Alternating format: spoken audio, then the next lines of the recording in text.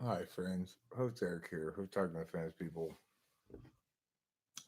Tonight, I'd like to talk about dark triad personality types and dark triad personality and personality type. Okay, Silva. So, particularly the dark triad personality disorders are psychopathy, narcissism, and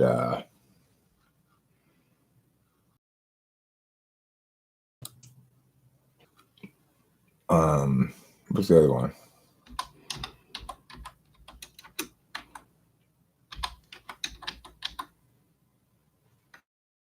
I gotta Google it. Dark triad personality type or personality disorders include narcissism, konnichiwa, moshi moshi. I believe you used moshi moshi earlier as well. Machiavellianism. Although we talk about clinical narcissists, we talk too. Um, a willingness to violate the ontological imperative, namely to use other people as a means to an end. So, without concern for their autonomy. Um, I'm interested in talking about these in part because I encounter them periodically. I encountered a narcissist in Kimberly's family who was her aunt. Her aunt was named, that's probably Pee. I forget Melissa. And she had her entire family dancing around on eggshells. Tried to pull it on me. It didn't fly at all, of course. The one thing I've noticed about dark triad people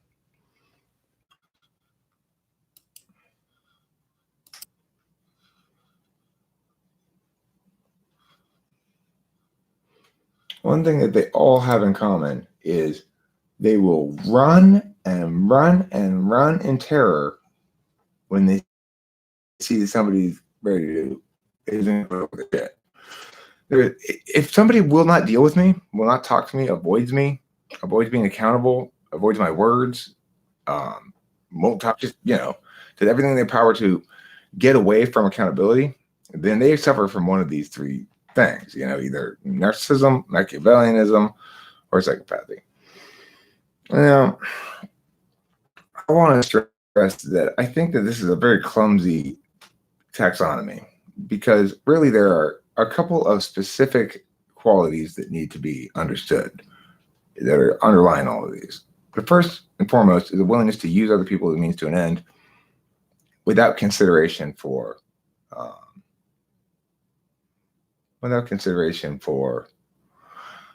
Ken Krishna Sarmapaku is here. Oh my God! Let's celebrate.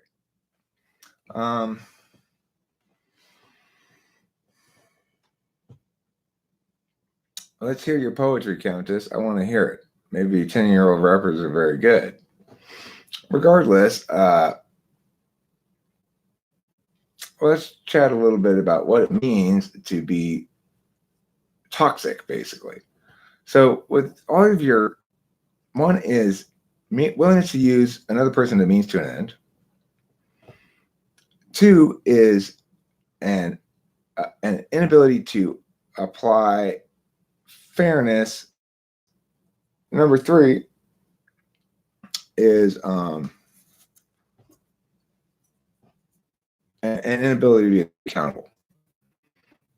I mean, that's kind of like fair, I guess. It should be a third one. It's like volatility, emotional volatility, and anger in response to reason. So, Countess, I don't know why it's buffering. Okay, I've been fucking with the internet plenty. I am so tired of hearing people complain about it. It shouldn't be buffering right now. It shows me when it's buffering. You need to refresh. You're the one who's buffering. Now it's me. Now I'm buffering. I hate internet too. Fuck the internet. Because it's not that good. So, okay. The thing is, toxicity is something that manifests in relationships with specific other people. And it's not the case that a toxic person is, or you talk to Kate, maybe.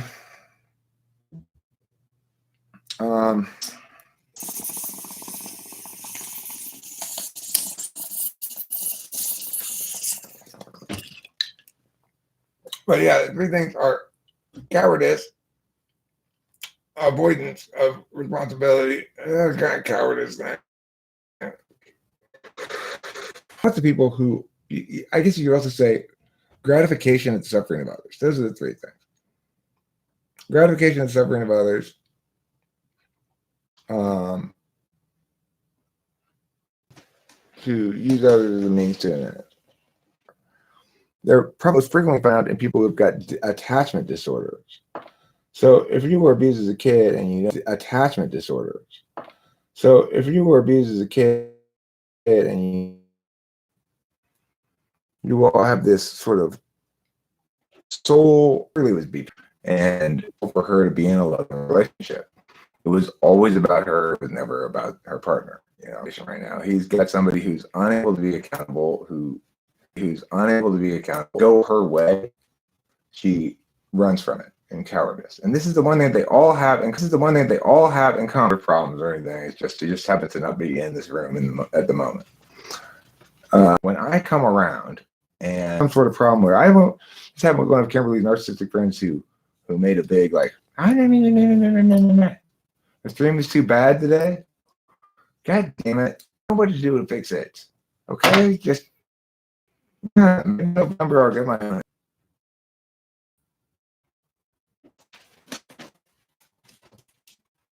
I'm gonna move a little bit more that way, it'll be closer.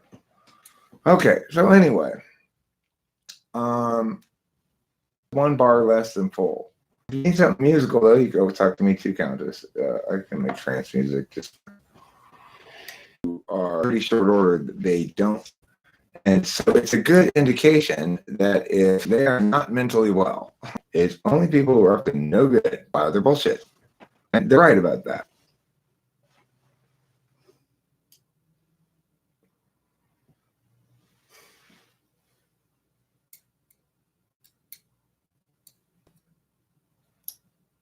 Try it. Try it. Well, I'm trying. My internet's not being very cooperative at the moment, but I'm gonna try. To turn it off and turn it on again and see if it gets a little better.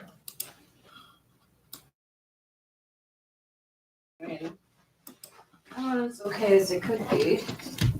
Okay. Yes, bone rip will help. Here. Take some zip, pull it in a few little ones. Here's a lighter for you. My precious angel. Is stabilizing tank?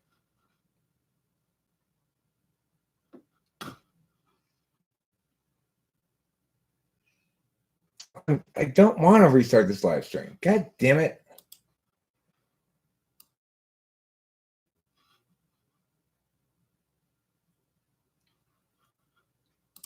Work, you filthy motherfucker, said Eric to his internet. Work, goddamn you. Work, you filthy motherfucker, said Eric. Why are you so shitty?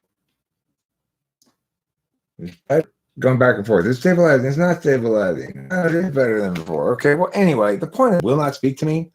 And just like, no, I will not engage with this person. I am terrified of him. You are 99% toxic. Cancer's toxic. 99%. That they can easily talk to me. That I'm fair. I wish well for everybody. And that if they're not guilty of malfeasance, they have nothing to worry about. You know? So, like, I'm having problems getting this message across to Rachel's mom, who I'd like to meet. I'd like to feel talk to cordially, and who's running, except she's got that shit going on. She's got those narcissistic tendencies. Well, that's right. The thing is, there's a difference between being guilty of a human being, being a human being that is sinning periodically, being wrong sometimes, and being somebody who's defending one's own malfeasance on a regular basis by avoiding my truths that will correct it. When I hear somebody like Kimberly or Stacey's girlfriend say, I refuse to learn anything from you, Eric, I don't want to learn anything from you, that means they're damaged. There's something dark and evil and wrong about them. Because I'm willing to learn from them, I'm willing to be fair, but they're not willing to be fair because I'm insisting they be fair. And they don't want to have to give anything. They don't have to give any dignity. They don't have to give any ground. They don't want to lose anything. They're too proud. Well, those kind of people, you need to get as far away from them as possible in general. And, the more I think about this, the more frustrated I am that Spacey finds himself where he is, Well, I haven't talked to her or anything. She's responsible for the dissolution of our partnership. And, now Spacey trying to blame me or something. I don't know if he is or not, but he said something about me pulling the rug out from her. I'm like, that's the sort of shit that happens to people who are in the presence of toxic others. She wouldn't engage with us. She wouldn't engage in a conversation because she knows that her bullshit's going to be called out, And so she hid away and ran away in cowardice. And then what happens? Well, then I got to talk to Spacey. And of course, he's got to try to present her position. So she's not incurring the wrath of me at this point, like she should be. I am, right? I mean, he is. So, and besides that, though, it's like, I can't get to the bottom of it. I can't figure out just how toxic she is, how much of an enemy she is, how much she's trying to undermine me, because she won't be honest with me. She won't be honest with me or anybody else when it comes to her own culpability. So, and I've explained this to Spacey. Look, there's only one way this could even possibly salvageable for you. She needs to be taken into account by me. She needs a full fucking dressing down, she needs to be utterly shamed and corrected in every way imaginable. She needs to be humbled before me so that she can learn something. But, it doesn't matter how practically beneficial that might be. She won't do it. She won't even begin to do it. Because why? Well, she's got that dark triad shit going on. Anyway, well, talk to people are frustrating. It's like, Rachel's mom in our original conversation decided to pull her shit with me. She thought she was going to steamroll me. She thought she was going to steamroll me. And I just, no, lady, shut the fuck up. Have 1 milliliter of sense. And Ooh, you drew Rachel too? Octavia Silva drew you too, Rachel. Yeah, she wants to see. We both want to see. I'd like to know. And I am going to post those things in the community tab now that you reminded me. I forgot all about it. You can post here. You know what, Octavia Silva, look, hey, I'll make you a moderator so you can post links, okay? You can post links. Can you put both picture links, please? Oh, cool.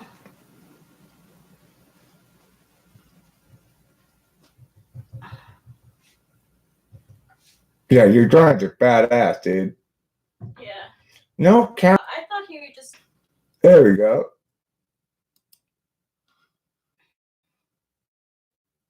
That's a nice one. And then the other one here.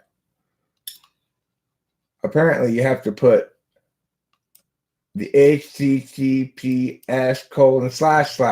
I guess, or else it doesn't work. Oh, look at that. Oh, that's nice. Wow. Such like It's really good. That's really good. Wow. That's awesome. Dexique.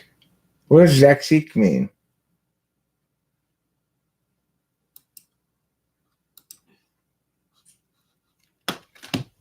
We should, yeah. I'm going to get these pictures right now onto my computer. My computer. Okay, now that I've got these two, what are you, some sort of professional drawer guy or That's what? great. Thank you so much. Oh, thank God, Jeeves is here. I'll keep it simple. I'll definitely be doing shit with those pictures if you're fine with it. I'll put it like as maybe no, not that. I'll put it as in the community tab and maybe even like put those things as pictures somewhere here, like backdrop for this or something. I don't know. I'll figure it out. I'll figure out what to do. Those are cool. I like this. You're a really good drawer. Yeah. You need to be humbled before me. That's where you mess up. Why can't we all be humble? I can be humble and have been and will be humble before anybody who calls me on bullshit. I expect nothing less from everybody else.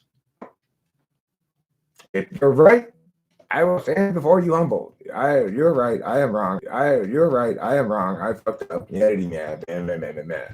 You can have my dignity in response for my wrongness. That's called being fair.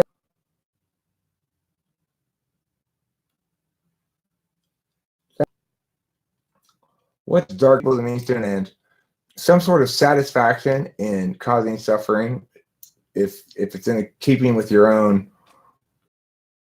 Got some of these things right, but and the third one, an inability to say you're wrong, an inability to admit when you're wrong, to sacrifice thoughts. It's your turn to not a score. Did you draw those? You're like mouse or what? Did you use a pencil, or pens or what? How did you draw those things?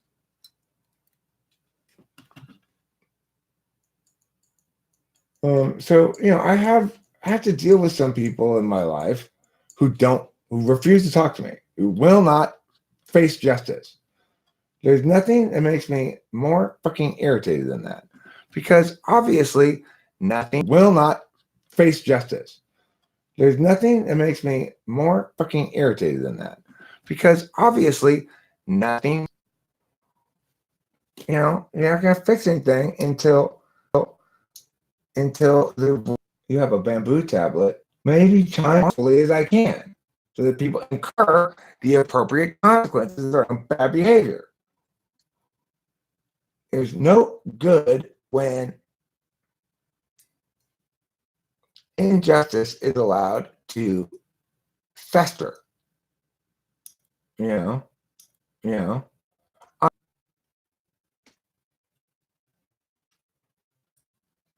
Intimidated by me, all you have to do is be reasonable and decent.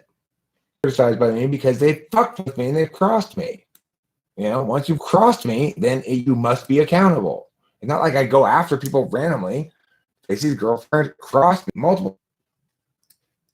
It's like I spent a long ass relationship. Grow and be accountable, or I'm going to fucking bring the hammer over and over and over and over and over again.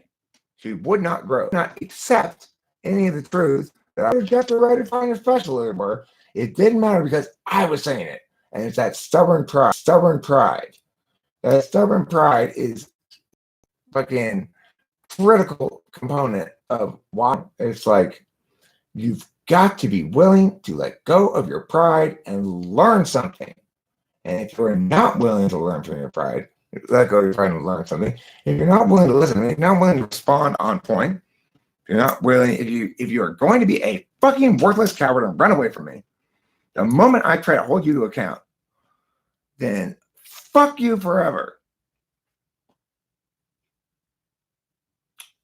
There is no acceptable, not finish it. She fucking pretended to be sick to fake shit, so it's basically had to take her to the hospital. And then after that whole to come pick them up from the hospital. At like midnight, to come pick them up from the hospital. At like midnight, I scolded her or something. Any and all people act like this. Any and all people who act like this. No. That they deserve the shaming that will bestow upon them.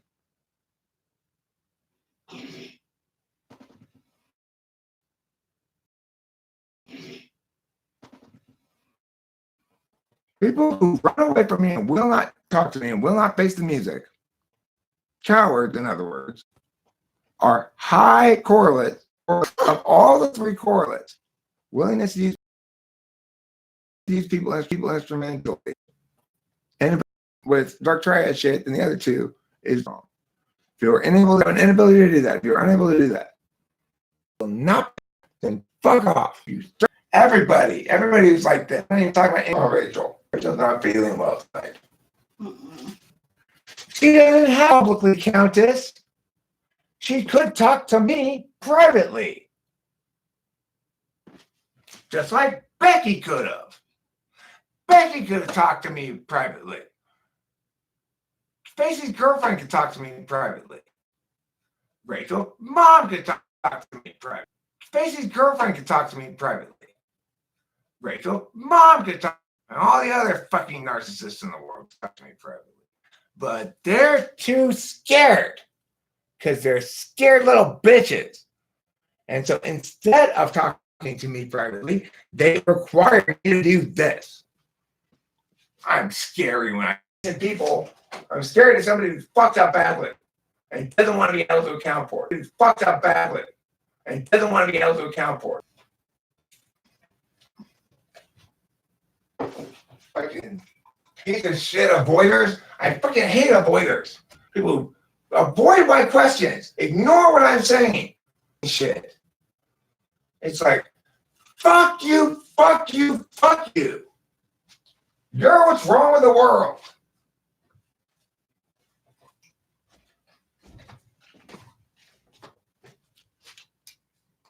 I'm not talking about ISFJs. Rachel's mom's an ESTJ. I'm talking about toxic people in general. You know, like Spacey's girlfriend's dad is ENFJ. He's toxic as fuck.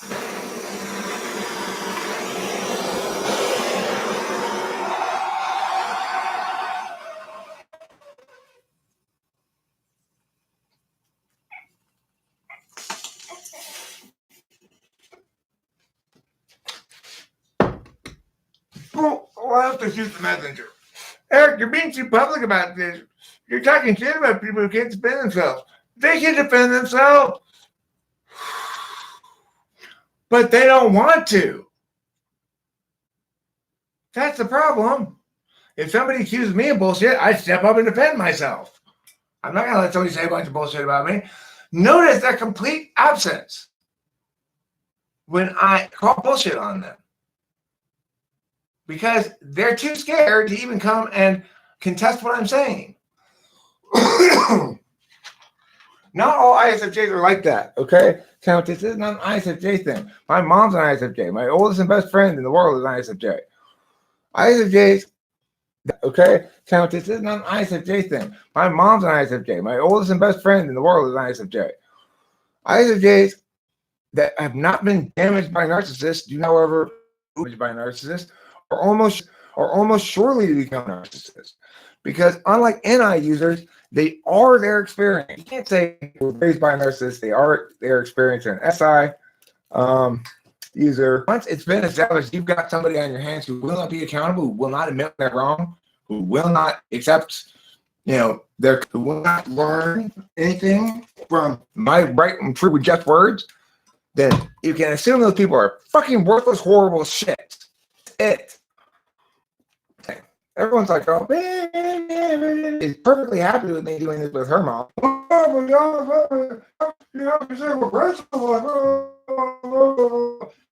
Kimberly's aunt thought too.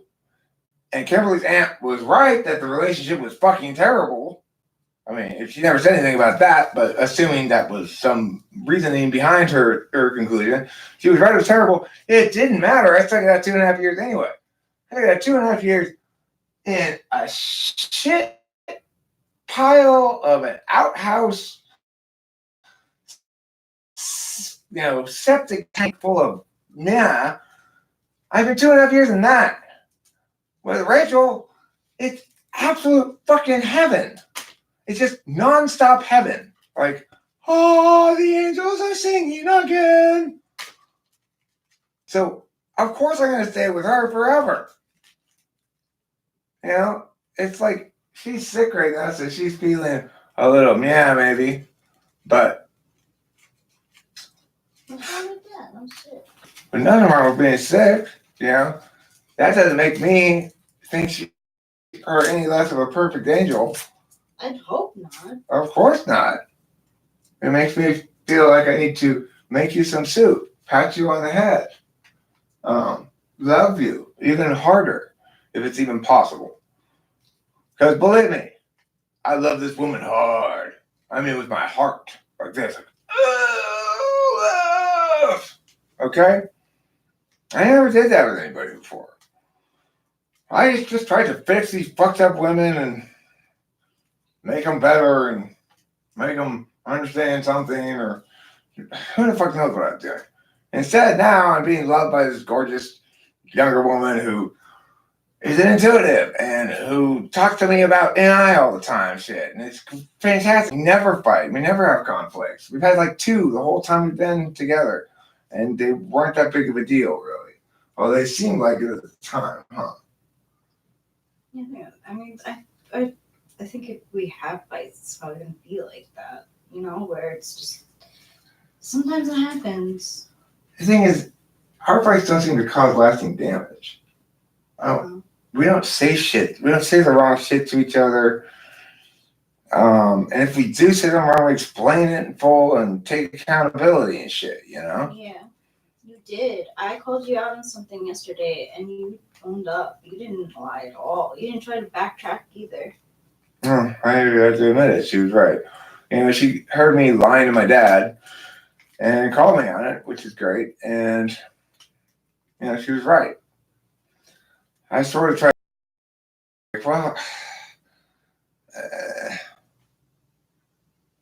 Jean Grey, she refuses to stand trial for her crime. Is a better way to put it. I stood up for myself plenty.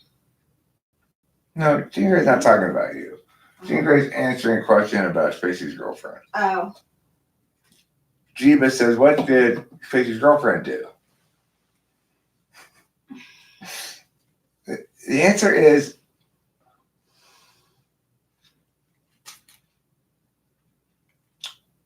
her crime is, first, just being extremely presumptuous and entitled, way more so than she has any business being with me. That's step one. But that's fine. She's a kid. I expect that shit. Her real problem is, when I tried to talk to her about it, she didn't want to work with me. She didn't want to hear me. She didn't want to respond on point. She ignored what I was saying. She chose to be a cunt. She did all the deja fucking Kimberly Boo. That's what it was. Right down to the, I don't want to learn anything from you. Well, when you disrespect and insult me, when you waste my time and money, you know what fucking happened? So I'm giving them money and all the revenue from the typings and stuff in order so they can have a place to rent and stuff. So what does Spacey's girlfriend convince Spacey to do? Go out and buy her an engagement ring with my money. Then when she comes over here the next time and she shows me her engagement ring, and I look at Spacey, I'm like, dude. And what is her response? She gets angry at me for not being happy for them.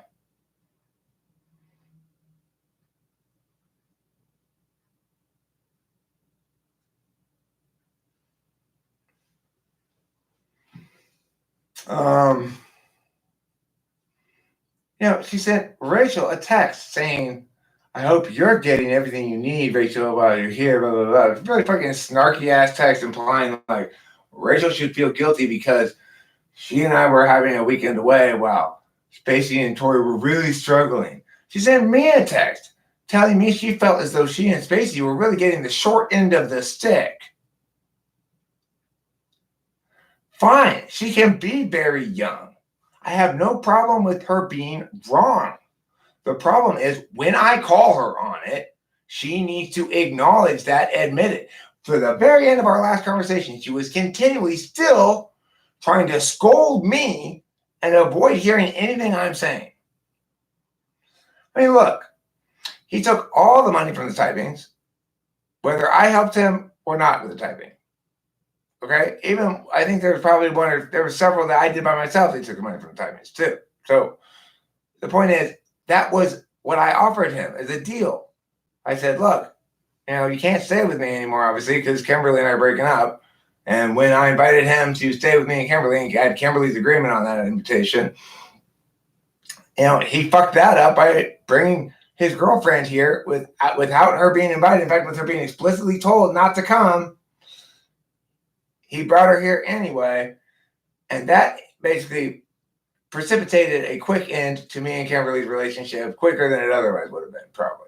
But then it dumped on me these two people that I now was responsible for housing, right?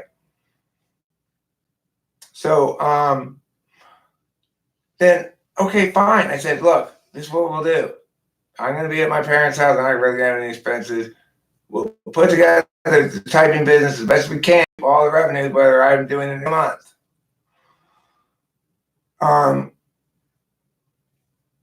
He didn't do the legwork. It was after him, or I told him he needed to do. He didn't do what I said. And then he didn't get typings. I have a new girlfriend. I'm busy with her. I'm not spending a lot of attention getting that shit to be rolling, right? Nothing stops him from doing it, except he's got no SE. Okay, that's fine. I get it. I'm not blaming him. It still might somehow be okay. I still might be able to somehow work it out one way or the other. Not with another person that was never invited, right? And especially not when she's an absolute bitch. Not going to happen. I'm not going to pay for that shit. I'm not going to fund dark triad personality attributes.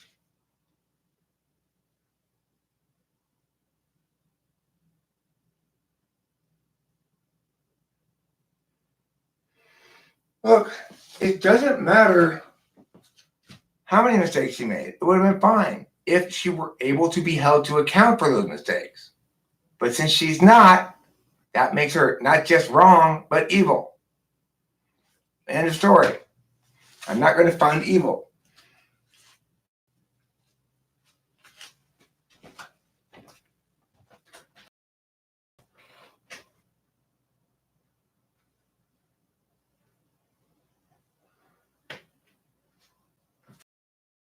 Are the most likely to repeat the cycle of whatever. If you have, for example, child abusers, or not everybody who's abused a child abuses their children. Some of them just abuse their relationship partners.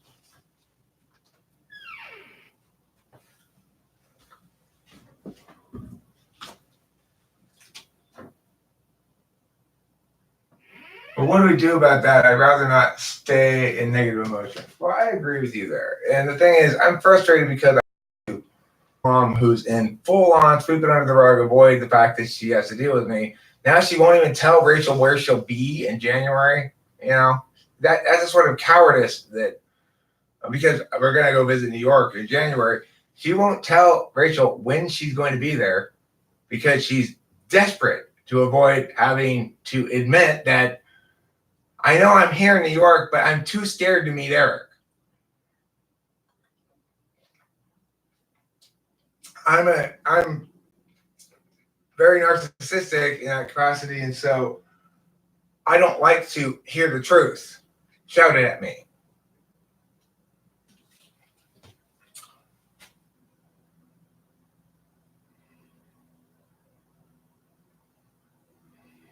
Maybe this whole talking about it is an epic thing. I've been in similar situations, but was so happy to never speak of it again. It's a TI thing. I have to have justice. There's been injustice committed. I'm not going to just simply let it slide. I want fucking justice. People cross me for some reason with bullshit that doesn't fly, then they need to be held to account. That's it. Everybody that has to be. That's as if I cross somebody and am in the wrong and totally fuck up, I have to go be held to account. Right? Held to account in private. They won't be held to account in a way that I can do so respectfully at all. And they really leave me no choice. Why did I have to shame Becky publicly? She wouldn't talk to me. She ran like a little coward and ran away and refused to talk to me. Well, mom, publicly. She runs away from me like a little bitch and won't be held to account. It's not okay. Period. And I asked Rachel to text her mom today after that conversation where she, danced so furiously to avoid actually being available to meet me and also avoid admitting that she's just a coward, right? So I had to send a message to her. It seems reasonably likely, I would say 50-50 maybe, that within the next few years, Rachel has a kid. She hasn't had one yet. She has no children. She's never been married. I mean, logically, I'm the one who's going to be impregnating her.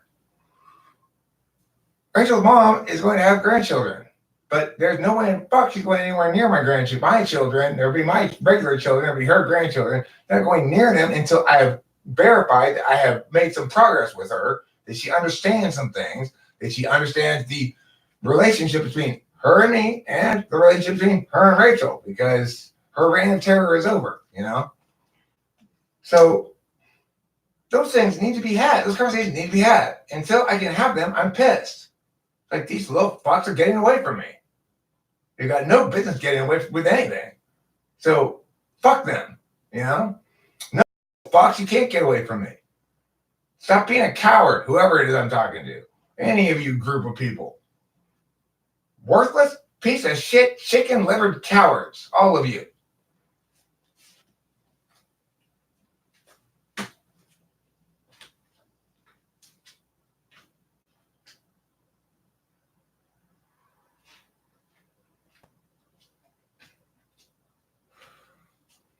Holy dad.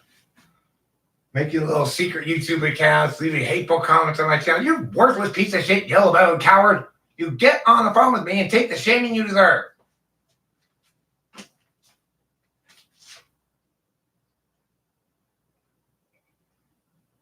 I'm sorry. I meant to say Spacey's girlfriend's dad.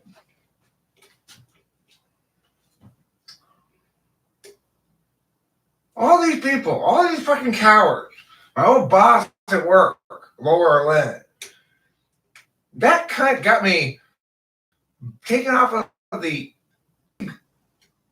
that sends out emails to everybody in the league, Why? Because I told everybody on the listserv what a fucking worthless criminal. Shoot the messenger. What a listserv instead of the person. Coward. That's why. She doesn't want me saying the truth about her.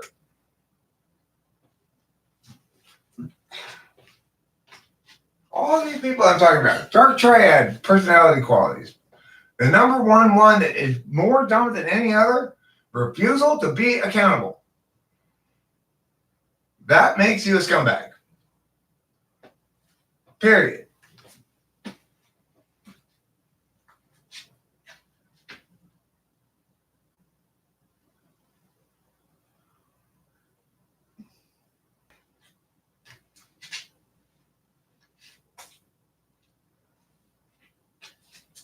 So, it's like if you have any of those people around you, you need to be like me. You need to get in their face and fucking start telling them how it is.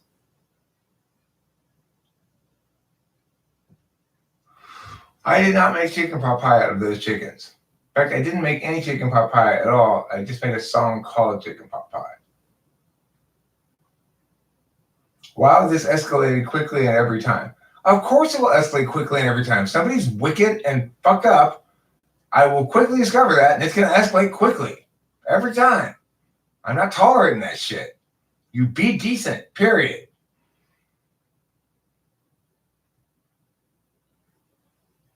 No, Luis Tizon, you're not one of those people I'm ranting about.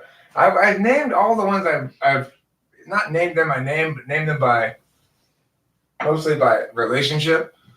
Spacey's girlfriend's dad, probably Spacey's girlfriend's mom too, although I'm not sure. Kimberly's aunt, Kimberly's BPD, you know. My ex-best friend Corey's wife, Liz, doesn't listen to me for shit. My ex-boss, Laura Lynn, fucking abject coward. Luis Tizon, that guy, Luis Tizon, is not on this list. Don't worry about it, Luis Tizon. I'm talking about people that I've got some sort of close relationship with. I don't pass these sort of judgments on to people that aren't up close and personal with me and up close and personal avoiding me, you know, like personally.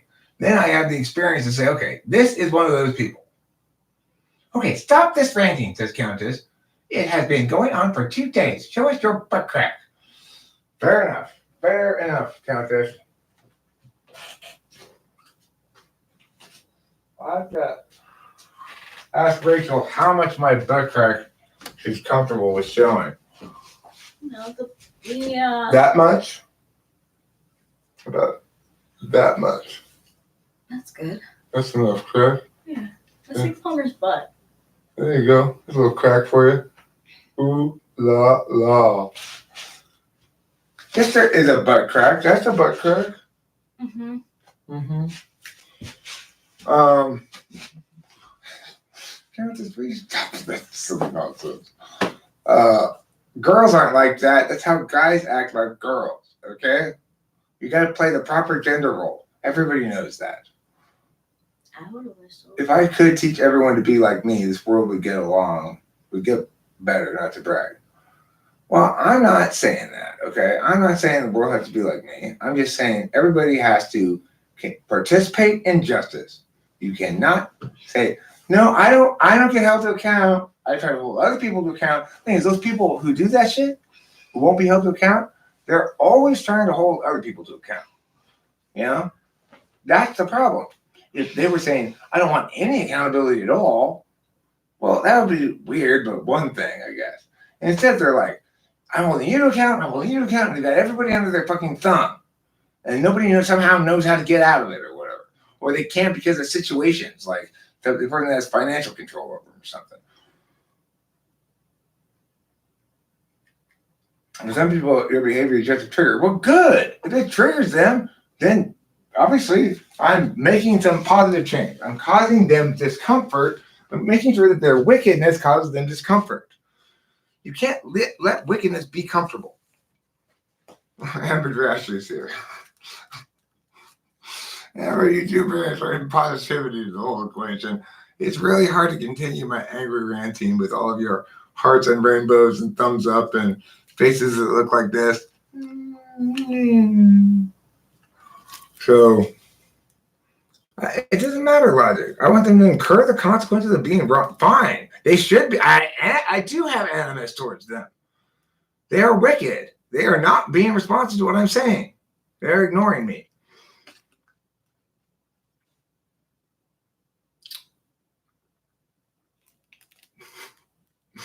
Emperor Dresser, I have no time for smiling. I'm busy being angry right now.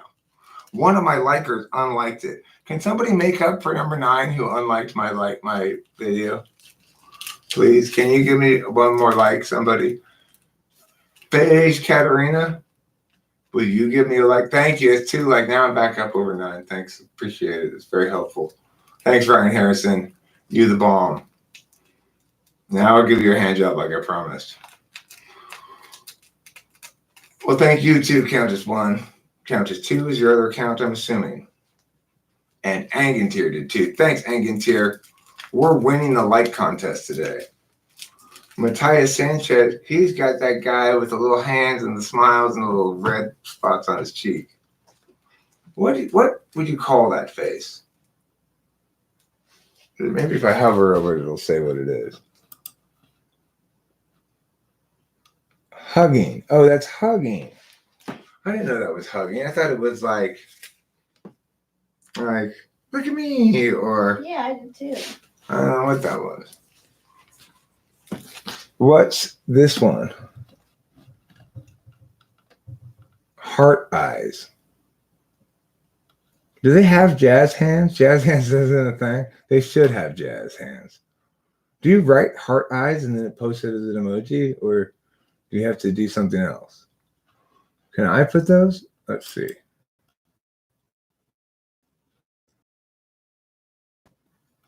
This one. Ciao. Oh. No, go away. Make this go away now. How do you stop that from being added anymore? God damn it. Oh, this. Okay, there we go. That's better. All right, I'm going to start reading some things. I'm going to engage with people. I'm going to be wise in the ways of live streaming. I'm going to make the FI people more happy by not being all and shit, you know, because they don't like when you're negative justice. I don't expect them to help them improve. I expect them to incur the consequences of their bad behavior. So they do it shit. It's not okay. No, Amy, that's absolutely not the case. Look, when I give Spacey and his girlfriend money for rent and they spend it on an engagement ring and a conference with hotel rooms, that's something I need to have a conversation about.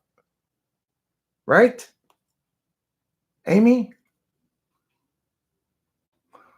When I'm getting messages indicating that Spacey's girlfriend thinks she and he are getting the short end of the stick, even though they're getting all of the typing revenue, all the whole stick, right? I need to have a conversation about that. I need to know that there's an understanding that when we have that conversation, the frame of it is I'm holding you to account for something. So, Amy, would you agree that if you give money somebody to be used for rent and food and stuff, and they spend it on an engagement ring and a conference with hotel rooms that they decide later not to use and just let go to waste,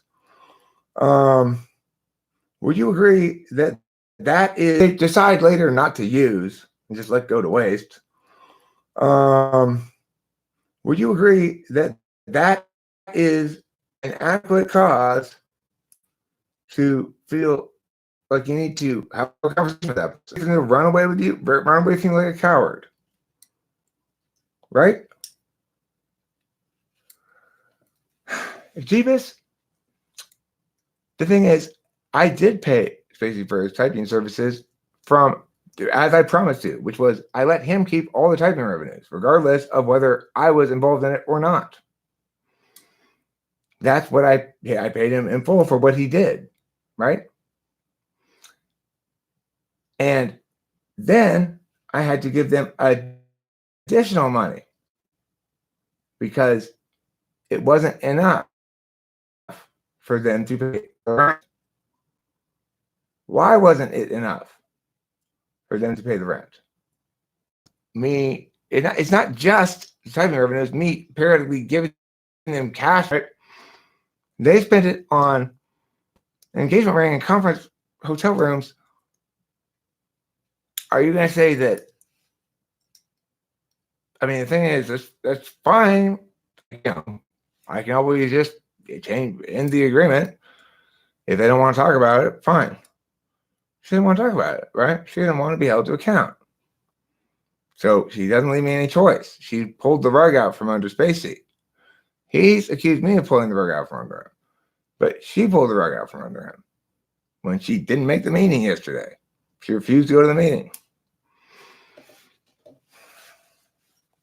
So, you know, that's that.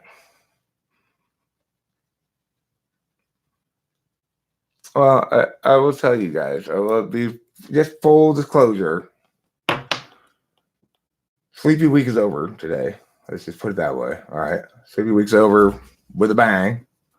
I'm feeling my oats, I guess. Feeling like kicking ass and taking names. Feeling like holding people to account. That's what I'm doing. But if you think it's too negative, then let me play a happy song for you. Happy song, won't be long, but it'll be happy. Happy song, not too long, but very happy.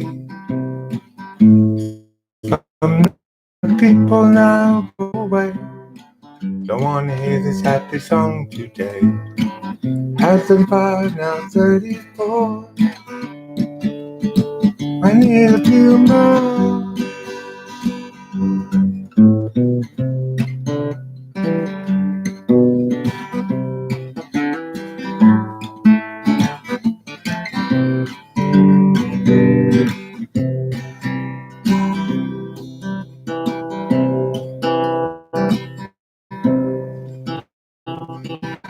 Hey, look, it's Ingrid. I'm bone is blue today. The rest make you go away if you want to throw around here. Be Christina, you Lori. Songs about mystery. Yeah. Oh, it's showing cute in my mail. Says King Krishna, Sarmapu. Spiders are as much as I hate them, aren't useless. They catch other bugs like flies and mosquitoes. Oh, Louise, these on make your mood less wrong, make your mood feel better. Put on a sweater. Oh, Louise, these on. I left a boy next door. Make your mood 100 times less sore. It's okay, you're not a big whore after all. What's the use of spiders? What's the use of pandas? What's the use of catching bugs like flies? Gather me some panda fur, a panda steak and panda curd, a panda to hang on my wall. I'll set a trap with plenty of bamboo.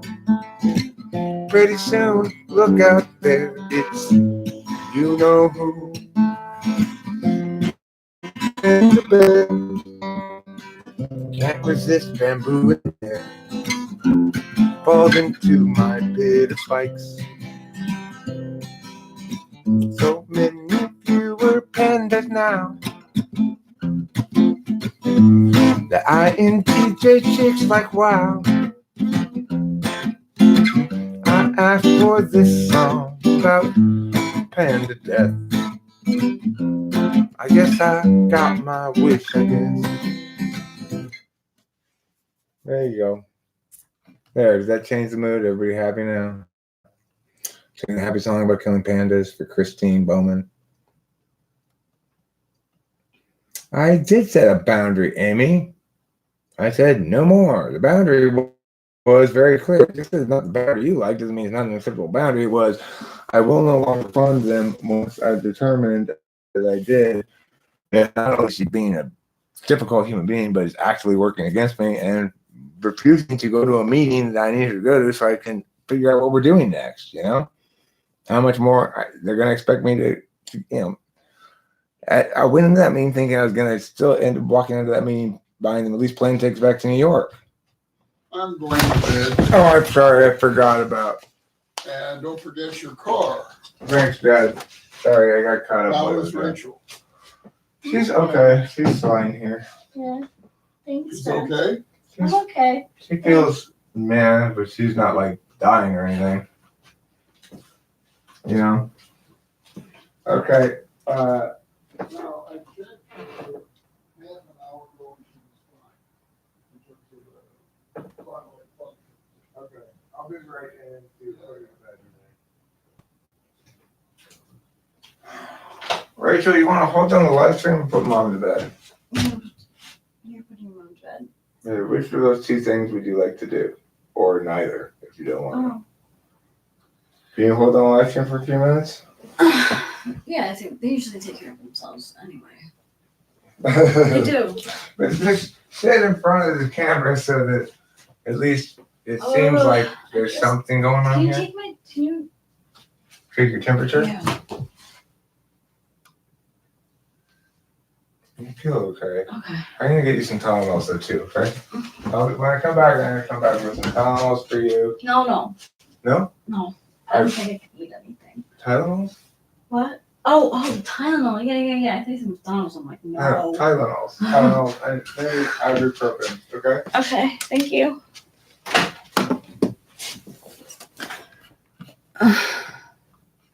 Hi. Thanks, Joey Joe Sabadoo.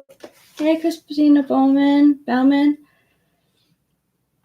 I kind of feel it. Hey, Octavia Silva, thank you for the photo. I loved it. It was beautiful. The drawing. Oh. Yeah, I don't know what it is. I don't.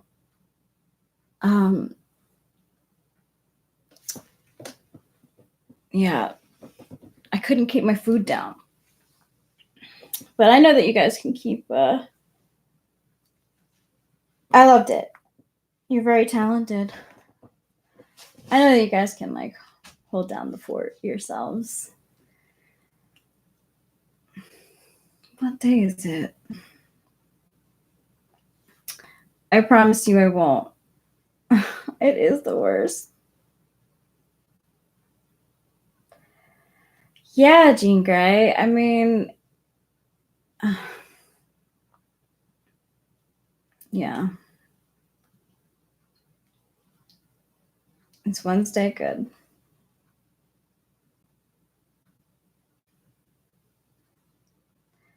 And Rachel, how do you know your Enneagram type? So the way that I know my Enneagram type is because I've taken several tests online. And it's okay, Jean Grey. Like, I don't care what he has to say about my mom. You know, I don't care what I agree with what he has to say. I didn't know that he was gonna go online, and I'll talk to him about that. But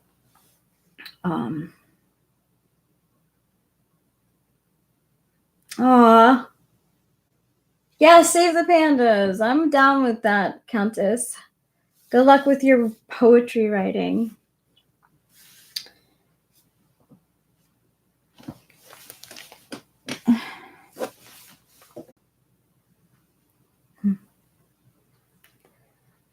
It's luckily his ranting is not stressing me out. I will. I'll let him. He'll show you more, or he'll show you his butt crack more frequently. Would I know what you're doing? I feel like his ranting has actually been stored for like a few weeks now. He hasn't really ranted on anyone, so it's kind of leading to this.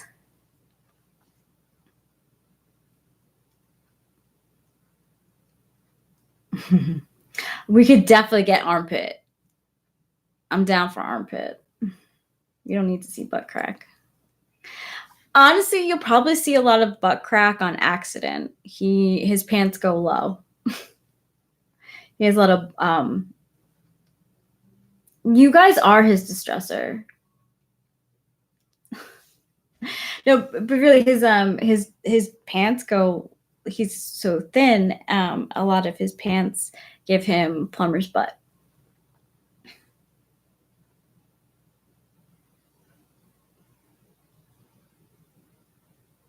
Hanging tear, you're getting drunk on a Wednesday night.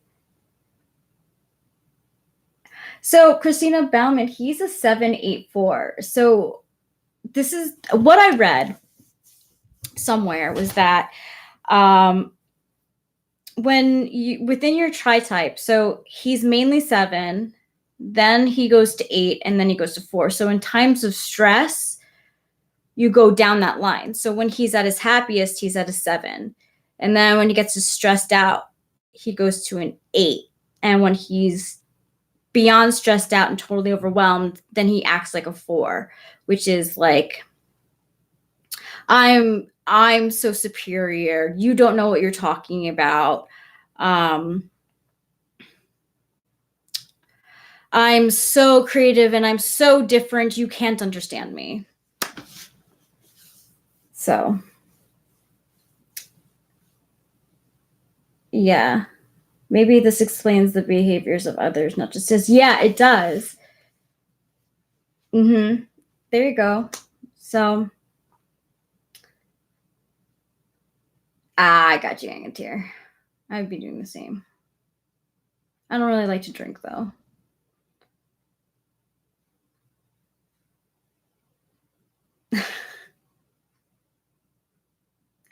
What can we do if we are 5 or 9? Do you know your tri-type, Jean Grey?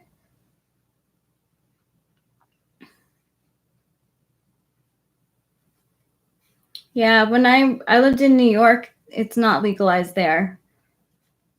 Oh, you're same as Spacey, so you're 9 wing 1. So I don't know what the tri-type is. Because so 5 would, you'd be, if you're 5 naturally, you'd be okay, so 5, so I take it as 5, 9, 4. So normally you are very intellectual, more of you can entertain yourself on your own a lot of times. Fives don't need to go out to have stimulation. They should go out a little bit, but they don't need it. And you guys have a very rich imagination. I love 5s. So then when you go to the 9, when you get stressed, 9s are people pleasers. So you might find yourself going to more of a 9 action. So I know 9s could get slothy. So you might get a little lazy. And then 4, it's like, again, more like, well, I'm an individual. I'm separate from you. You don't understand me. There's no way you can understand me. Yeah. I'm empty inside and try to fill it out with information. Yes. That's totally a 5. And I heard that 5s compartmentalize their relationships. So what that means is you have coworkers, you have you have your boyfriend, you have your family, and it's very rare that these people meet. You like it that these people have like these roles. I don't need to socialize all the time, but people inspire me. Yeah, it's good to be around people. So 6, 4, 9, 6, your normal state is kind of, you guys are very funny. 6 are worriers. So your normal state is to kind of be like, what's the worst case scenario? But when you get stressed, then you go into a 4 and you're like getting dramatic about things. I think Angelina Jolie is a 4, and she's very like so dramatic, very good actress, but also like kind of has this untouchable feel. So you get that. And then what do you? And then you're a 9. So Octavio Silva. Then you go into sloth mode. You keep what you feel hidden. You may bend yourself over backwards while resenting people at the same time. You might run away from whatever it is that is stressing you out too. Like totally deny it.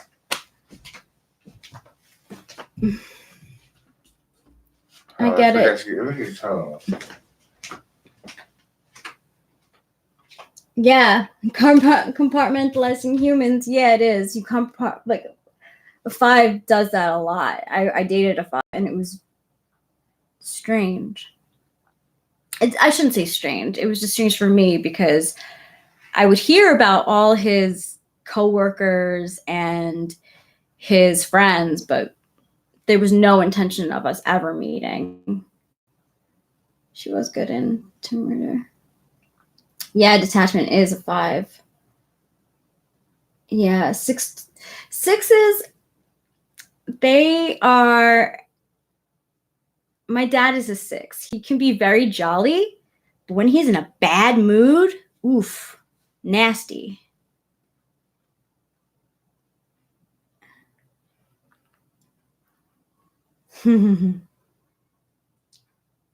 It's not strange they are abandoned by their mother, Rachel.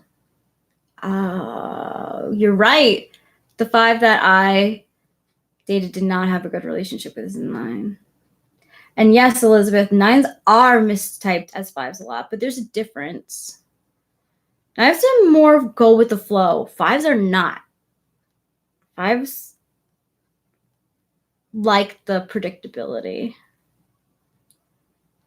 I'm a 7. So they say when 7 is at their best, they go to 5.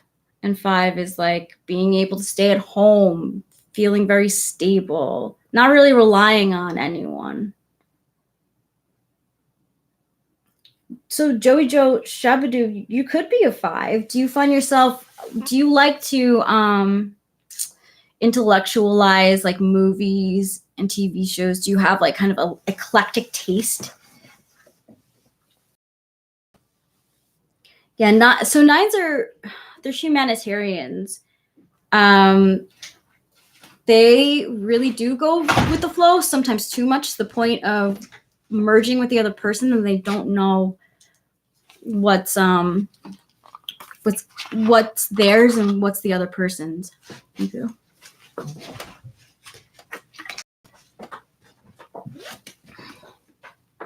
Why not dropping something? I've got the dropsies.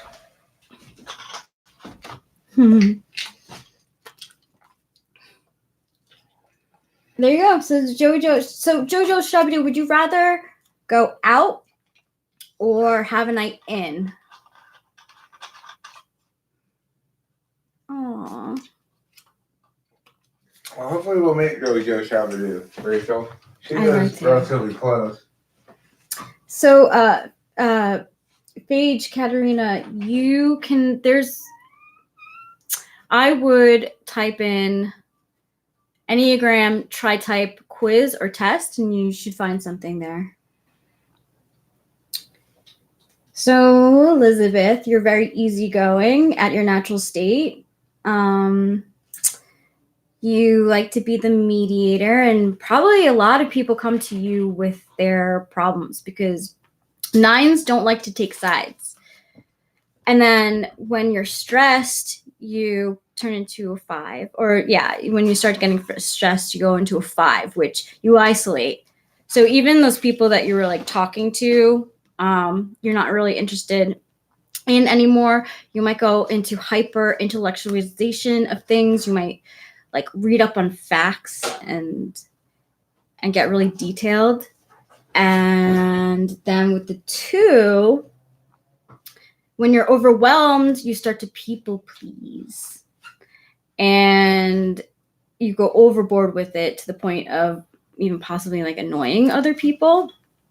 You might want to, if you're single, you might want to date a lot when you're like really overwhelmed. You need to find a partner.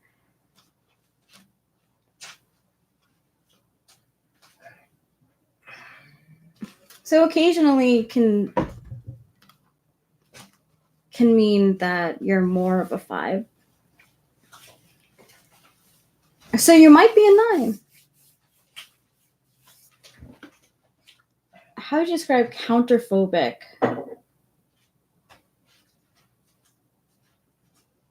Sixes, okay, so counterphobic. So 6s are really afraid of like being betrayed. They're loyalists. So they'll like constantly go into relationships and like constantly test that because it's counter. As for the 8 and 2, what type is it? When you're a 5, but when you're stressed out, you run from people. Yeah. I don't really believe in counterphobic 6s. I think there's kind of, why is there a separate thing that looks like 8 that's not 8? You know? But yeah, what just happened right there inside the house? I want to talk about that for a second. So the other day I got busted by my dad for using my mom's hairbrush on Rachel without asking whether I could use it. And then, so tonight, I was like, I wanted to open those playing cards and see what they look like, because they look kind of like old playing cards or whatever. And I was just going to say, fuck, I'll just open it. Then I thought, no, because of what happened yesterday with Rachel, I decided, no, I'm gonna ask him so that I don't position myself at some point to have to deceive in any way. So I asked him, like, can I open the pack of playing cards? He looks at me like, oh, like, of course, like, why are you asking me this? Well, Dad, because you busted my child for not asking me to use a hairbrush the other day. You know, it's like, that's why. I didn't say that, but, you know. That's the kind of shit that happens if you want to be all, like, nitpicky, is people are going to start, you know, asking you about ridiculous things. Because 8, real danger. Type 6, real danger. That might be there. Oh, okay. So you're saying when put in a state of danger, they go counterphobic? I've never really looked into a counterphobic, but I've read about it, so that's what I'm going. I mean, the distinction I've heard before about it, which did make a little bit of sense, is 8s aren't brave. 8s just roll with the anger. 6s are brave because they move forward despite being not angry and being scared. Yeah. They're loyal too. They do not leave. It takes a long time. They're the loyalists and the romantics. So they don't I feel like 6s have a lot of friends, but they don't necessarily like aren't loyal to all of them. Better to be a 7. I don't like to say that, but I agree. Of course you don't. You're an INFJ. I just blurted it out before I even think about it. I mean, neither can I, but it's everyone's different. I'm like Eric. I get very Enneagram is more nurture, like soft way, as opposed to cognitive functions, more hard way. Yeah. So 6. Yeah, I mean, loyalty. So like, I read somewhere that Germany is supposed to be a 6, which surprised me. I thought it would be a 1. But they were saying how like they're very like cozy, nice people, but that their lifestyles are very ordered. So say if you were to come and talk, if you were to go to Germany and you were to ask for directions, most likely a German would be very happy to help you because they live in a place that they know for a long time. And you could probably trust that they're going to tell you where to go. Enneagram is about your approach to the 3 core emotions: fear, anger, and shame. 3 core negative emotions. So the simplest way to understand it is, if you are scared about something and you withdraw and think a lot, then you're 5. If you're scared about something and you prepare, you're 6. If you're scared about something and you avoid thinking about it, you're 7. So it plays out as 5s are scholarly, 6s are nesty, and 7 are play. Yeah. Play. And then with the anger ones, thank you, Octavia Silva. With the anger ones, 8 is confront it with anger. It's and then the 9 is avoid by trying to smooth things over, and 1 is withdraw. Each of them are confront, avoid, withdraw. So 6 is confront, 8 is confront, 3 is confront. Yeah. 1. No, 1's withdraw. 2 is avoid. That's be helpful to avoid shame. 3 is confront. That is achieve, be a high achiever so that you win the shame game. And 4 is withdraw. So as a 7-8-4, I'm in avoid, confront, withdraw.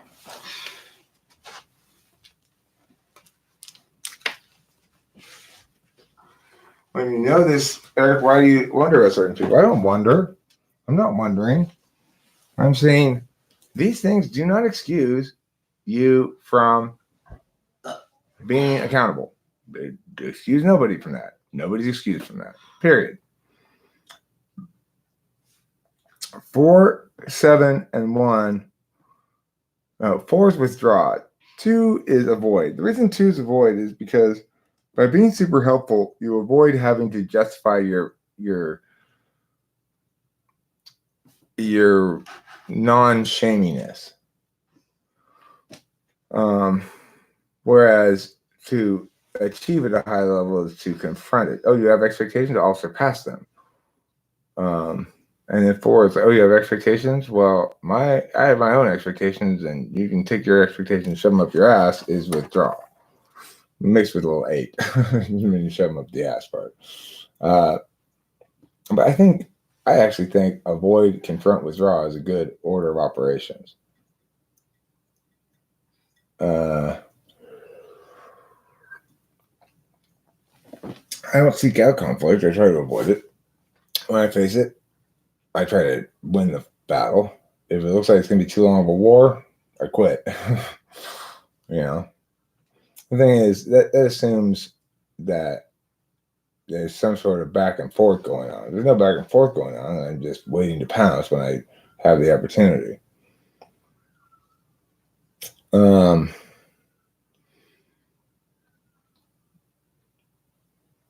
Enneagram, I don't know if I call it motivation. I'd say sort of self-concept strategy, you know?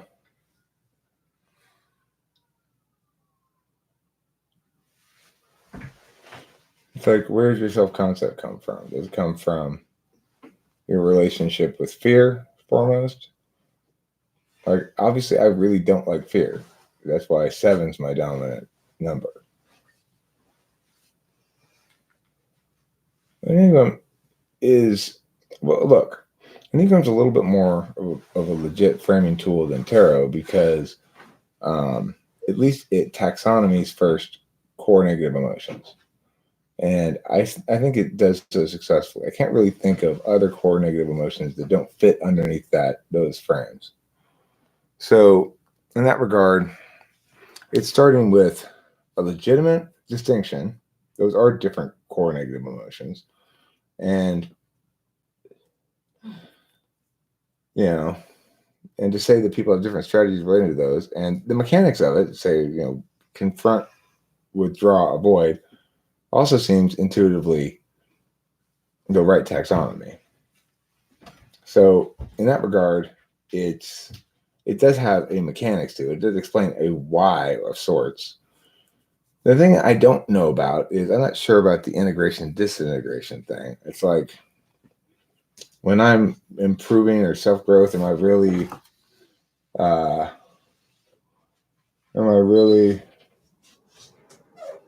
being like integrate, going to this other number or something? I don't know. I do. Do you? Yes. What am I supposed to integrate to? So it says for 7 at their most calm is 5. And then when they're at their worst is a 1. Okay. So why is it that 5 is better than 1? It's not. For 7s. Why is 5 an Oh. improvement and 1 is not? Because the mania that 7s have. 5s don't. Okay, but don't 1s not have it either? I don't know. All I know is that I see it in myself because when I'm really stressed out, I turn into my mom.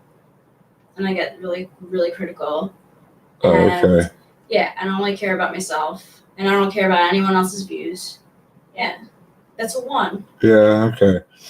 I can see that. But I mean, the thing is, in some ways, I could point to aspects of the 5 that I would say, well, this is a 1-like quality. I don't know. I'm a little less smitten with the integration disintegration. It's only because I see myself integrating in different ways at different times. Mm. Not necessarily by being more contemplative. It depends on the circumstances. It depends on a lot of stuff. So I don't know. That's just my take on it. But anyway, what party are you running with in 2024? I don't know.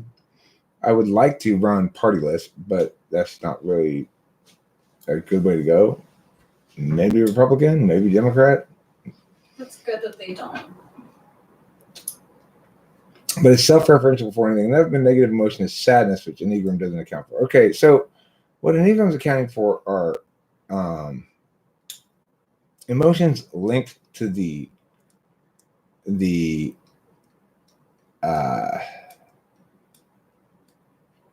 linked to either like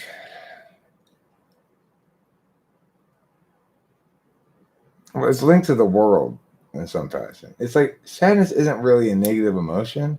It's experiencing the outcome of something bad, right? It's not an emotion that you have a strategy for, really. It's something that happens after your strategy's failed, right? So I used to be extremely self-loathing too, and that's not what changed that for me though. Was realizing anything. I'm still somewhat self-loathing. In 2024. For example, the other day, Rachel and I had a fight because she said something along the lines of maybe I'm not the right person for you to date or something, like to be with. And it was because she thought, well, maybe our politics don't agree. And she was worried about the fact that I'm running for president. And we were talking about corporations. We got into a fight. It was our second fight. And the big part of it was that she said that to me because that got my feelings hurt for sure. Because I interpreted it as, well, you don't value me very much. You're willing to say, well, maybe you should be with somebody else. But that's not what she meant at all. What she indicated to me was that there's something strange about the fact that I'm worried that she might find me easily disposable. When in any objective calculus, most people would think she'd be more likely to feel easily disposable than me. But I just have no self-concept in that capacity. It's like I'm not thinking about it like oh, well, she's not going to leave me or something. I'm thinking about it like, if she says, yeah, I interpret that to mean that she doesn't hold me very precious, or she wouldn't be so willing to let me go. Even though, of course, that's not what she meant at all. She was just voicing a moment's fear, you know? And words are not, they're not as huge and big a deal as sometimes I like to make them out to be. It was like, I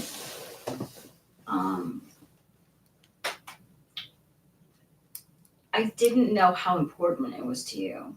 So I was afraid that if my politics were different from yours in a big way and you were running for president, that would be something that would be an issue.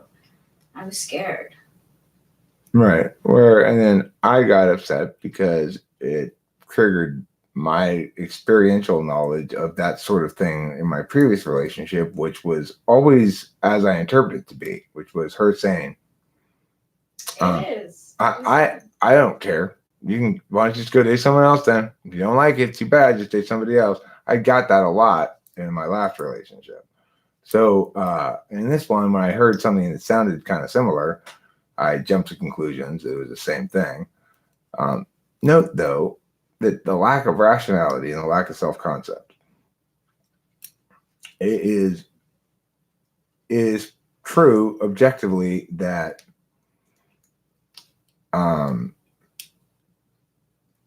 if you don't include any feeling stuff or whatever, then it's true that Rachel's like getting a better deal or something. Objectively, I guess, like she benefits more, needs me more than I need her. Maybe, I don't know. Objectively, on some sort of technical teleological calculus, that's not how I feel about it at all. I feel like I need her just as much as she needs me, for sure, and that I'd be devastated if she were to leave. So that's the only thing I think is, well, I don't think of myself as being somebody that other people hold precious at all. I see myself as being somebody that other people view as disposable fundamentally, and that if I'm not adequately and continually useful and beneficial to them, that they will get rid of me. You know? Yeah. So that sort of underlying fear and underlying self-concept is indicative of the weak self-concept that low NI and polar FI provide me.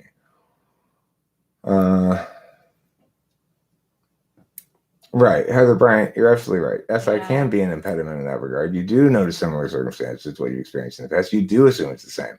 I'm fortunate I have fourth slot SI, so I'm not as married to that.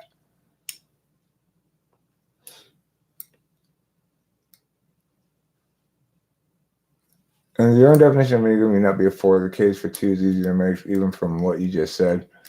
I mean, I totally disagree.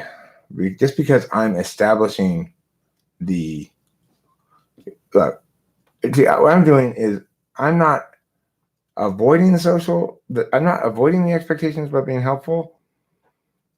I'm not meeting the expectations or surpassing them. I'm also not withdrawing from the expectations. I'm saying these are the expectations. These are the correct expectations. If your expectations deviate, you're wrong. And I will attempt to compel you to accept that my definition of what the expectations are right are preferable. Nick Gurr, I want to shout you out. Nicholas Gurr. Your name, Nicholas Gurr, or Nick Gurr, is a great name. But probably you shouldn't have put it together like that, because it kind of sounds like something else. Where's the money? Now, Jordan Bates, were you lying? I shouted out your friend Nick Gurr. Were you defrauding me? Bye. Bye. You're doing great. Where's the money? We donate. You said you donate. Liar. Shame monkey, Jordan Bates. Being helpful is how you avoid shame and defeat the argument in your head before anyone makes it. It's not being helpful. I mean, you might view it as helpful. That's not what I'm doing. You might say I'm a 2 with my dad. Like, with my dad, and only with my dad, I'm a 2. I try to avoid, I know I'm never going to impress him with anything I accomplish. He doesn't get it and doesn't think it means anything. I know I'm never going to win in arguments that my social mores are better because I'm here at his house and he frequently will remind me of this. So I just become a 2. That's part of being a good 7 in a sense. I know how to play. I know what I got to do to play. But the point is, I'm definitely a 4. I just am. I'm not very helpful. I'm helpful to Rachel. I'm helpful to my dad.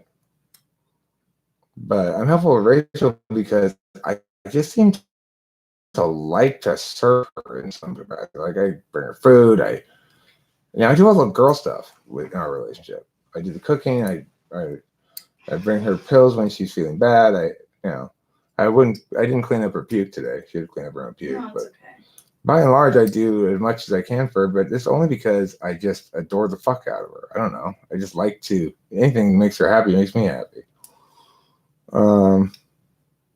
Well, I mean, I would say I am a 4. The fact is, Hambone, if I were a 2, I'd be avoiding the possible shame probably by agreeing with you, oh yeah, it's complicated, whatever. Instead, I'm like, no, fuck you, let's do battle. I'm not being helpful. I'm gonna win. I'm gonna establish my 4 is correct, and everybody else, and I don't care how not helpful it is, my way, man. I don't think the being a failure and disposable feeling relates to Enneagram at all. I think it relates to, yeah, okay, Hambone, fine. You win. Enneagram's bullshit. Fine, whatever. I don't care. I'm not an Enneagram guy. I don't put a lot of priority on it. 9 or 2. No, so like a 2 would have helped with the puke. A 2, he did not. And a 2 would also be like hovering over me and playing nurse. Like that's a 2. 2s are everywhere in society. Every girl you see at a bar humping your leg is a 2.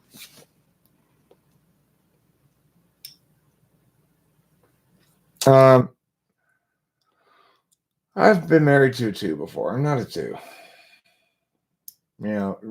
Candace was a 2, and they're helpful, but it comes with some costs. It's like there's a lot of expectations to go with that. You know what the 16 types say? Oh yeah, let's do that. Okay, so we already got ENFJ male. Let's do ENFJ female. Help me. What is something ENFJ female say? What is something Megan Lavoda says?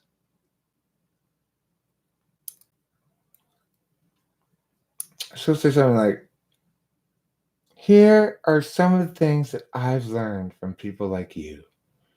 She this is how she likes to make videos where she'll go, a love letter to the Mia. Hi, Dolph Dervish. Sup indeed. The sky is the answer. That's sup. What else would an ENFJ female tell you? I don't really know any ENFJ females except for Megan Lavoda, who I don't know very well at all. Oh, maybe Zandy. I think self-identifies as an ENFJ. I don't know her at all either. I didn't talk to her. What do you think? What's an ENFJ female gonna say, Rachel? I'm just thinking like they're so like powerful in their like exclamations of things. Like, it would be like, find the power in you. Right. No, I know what they say. ENFJ females. They say, you must let go of your past and live your most and live the goddess inside of you. and live the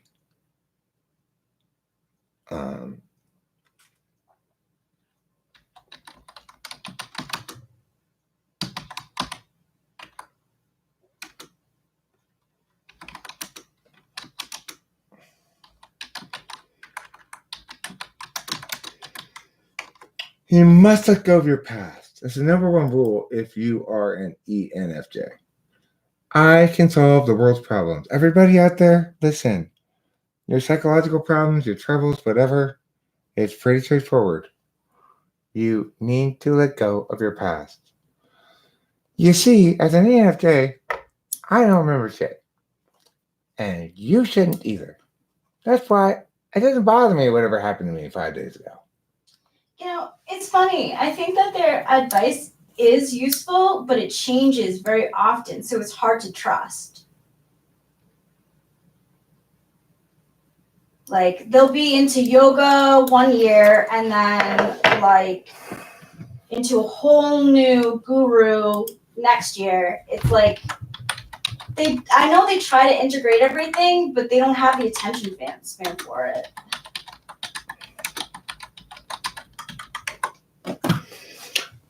Everyone thinks I'm 782. That's silly. You're definitely not. I'm just not a 2. Okay, I agree. I don't have a good argument for it, particularly super strong, definitive argument for it. You would not be live streaming right now if you were 2. You would be with me. Like, I'm not trying to scold you. I'm just saying the truth. Yeah. 2s would be, you'd be making me tea. You would be in the bed probably with me, even if I didn't want you to be. When I'm sick, I kind of just want to be left alone.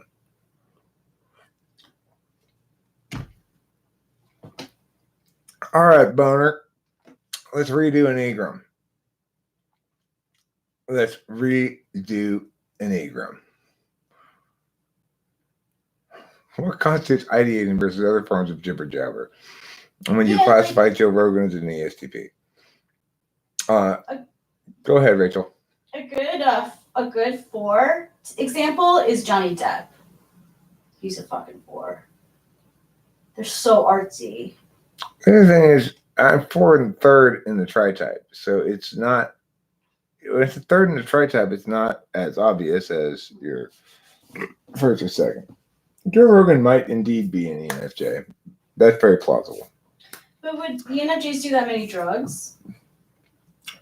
Yeah. They would. Yeah, they would. He's open about it. He doesn't care. ENFJs hide that stuff. Yeah, he's probably more likely an ESTP. Ideating is generating novelty in language usually, but in other fashions as well, I guess. Jibber jabber is just talking about something that you basically already, it's like presenting this thing for, I don't know. It's like, what's jibber jabber? Joe Rogan is not funny. I will confirm that. I find him compelling and I love what he has to say. I think it's really raw, but he's not funny.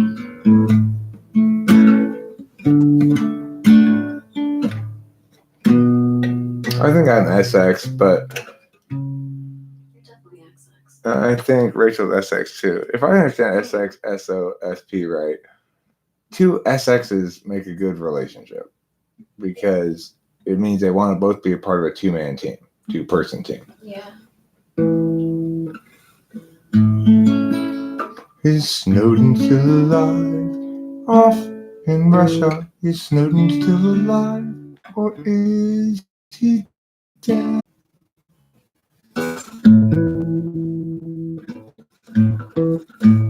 A lean, mean Enneagram would first reduce down to 6 types instead of 9. Please stop talking about which guy? Joe Rogan. Joe Rogan or Edward Snowden? We're talking about dark triad, people who are narcissists. Changing Kristen Sompigu, you are so petty. Oh wait, this says pretty. All right, let me share a document with everybody. I want to talk a little bit about this shit. Are you ready to hear the words of truth? I'll share them with you now. Piao and Piao. What day is tomorrow? Friday? Are you okay, Reach? I feel so sick. Do you? What do you think you got? I don't know. I guess maybe empty stomach. Yeah. I think you should drink some fluids. Here, drink some of this. I No? think it'll remind me. Okay.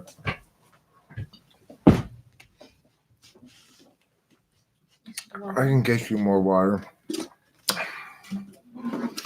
And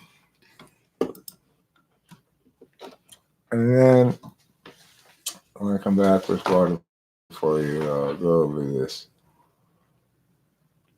untitled document. Is it this one? Yes.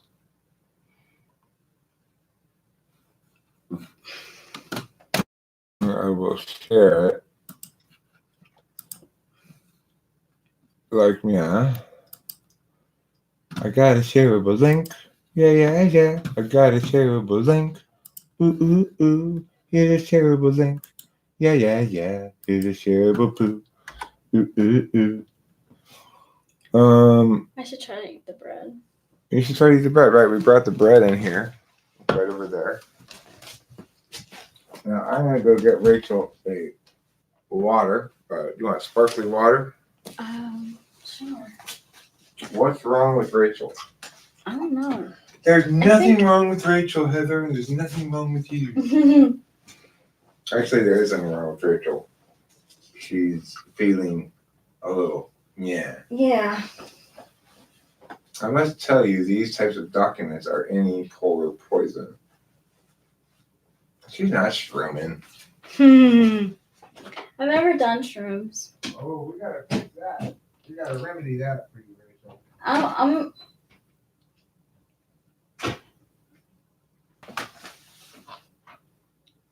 Oh, thanks, Joey Joe Shabadoo.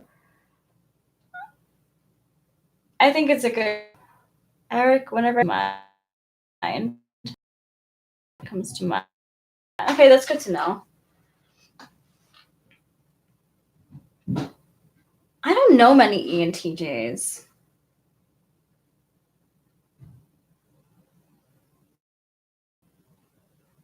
Conflict. Prefer to argue on your own behalf or have someone be your advocate. One own advocate, two others advocate.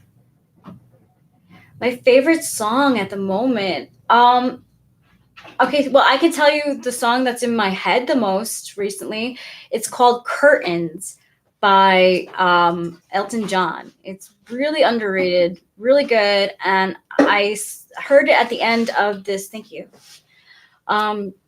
show called The Marvelous Miss Maisel.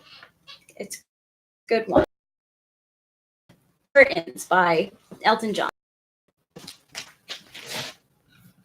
So this is like stuff from people about like Eric, people come in, Eric, your system is wrong, or like soft street dude being like, I need to fix what you've done wrong, or something, but not really being clear about what it is I'm being wrong about.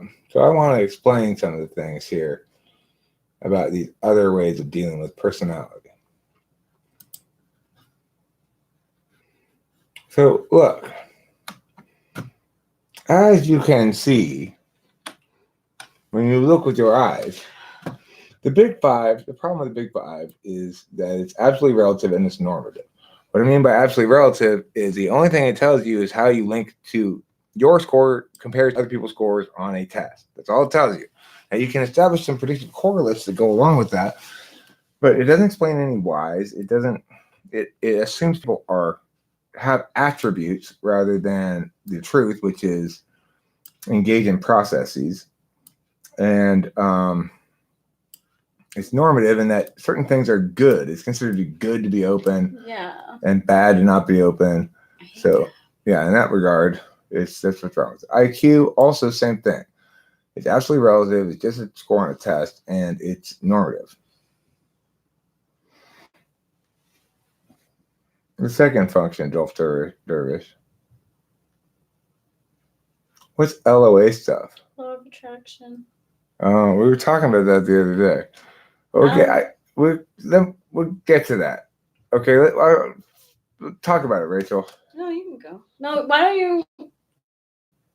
Empirics, right? Well, they've got a large data set, and they compare individuals within the data set against other individuals within the data set and accomplish certain distinctions accordingly.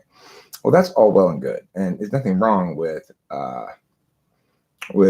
providing you a comparison against other people in a demographic, but it doesn't explain anything about why, and it doesn't explain, and it's artificial. It treats something that is a process as though we're an attribute. IQ's frame is nature. Big Five's not clear whether they're the same as nature or nurture. Behaviorism, nurture. It's a teleological justification. The whole idea of behaviorism is that it rejects autonomy, presumes primacy of a teleological frame, that people are what their utility is or what they do, and assumes that people can and should to some extent be controlled by behaviorist techniques, which is contraindicative of decency. Hierarchy of needs kind of things. Nothing wrong with hierarchy of needs either. It's a nature thing. It's a developmental frame. But it operates under the assumption of a fundamental sameness between everybody. That is accurate if you just keep the basic needs so basic and broad that it doesn't really tell you anything about any individual. Okay, everybody needs to be loved. Everybody needs food. Everybody needs shelter. Well, okay, that doesn't really tell us much of anything about anybody. Did you find having a high IQ when you were young difficult comparatively socially? Difficult socially?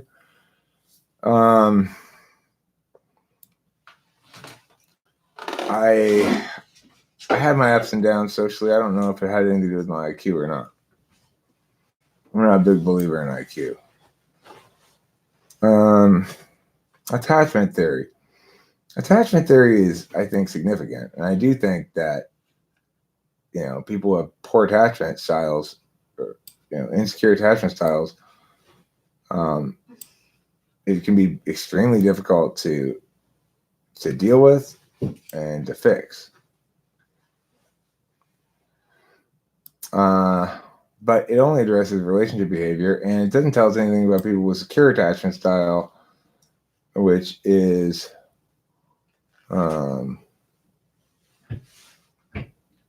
most people.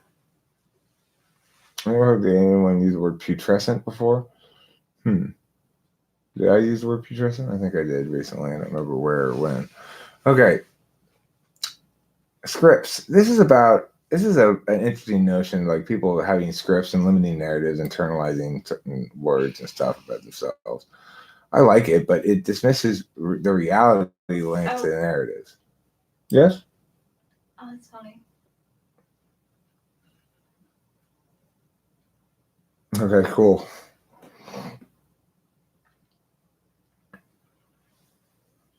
Oh. IFS. IFS is internal family systems. I like it a lot. It's what Becky used to help me, and she did successfully help me with it. It treats emotions as different selves within you that have their own interests, and you talk to your different selves and stuff. It's subjective and non-explanatory. Thoughts on psychopathy. The core element in either psychopathy, narcissism, Machiavellianism, or whatever is always the same thing. It's a refusal to be accountable. That's the number one engine of toxicity. I should type more fictional characters. I agree, and we're going to do that. Right now, Rachel's not feeling well. I think she maybe needs to go jogging. Apart from typology, music, and debate, what else interests you, Eric?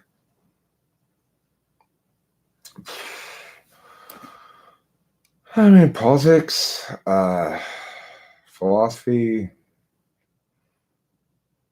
drawing pictures. I like to draw pictures. I got a shit ton of pictures I draw. I never really show them very often, but I should go through and show all of my pictures one after another while listening to music.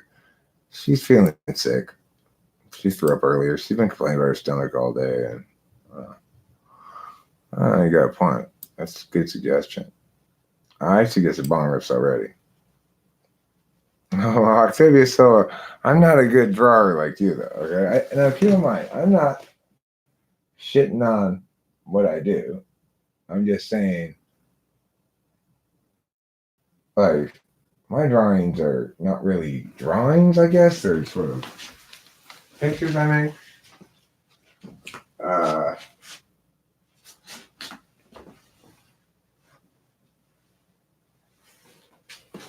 don't know where. Well, I could show you one of my examples of my pictures. Probably if there's something in here.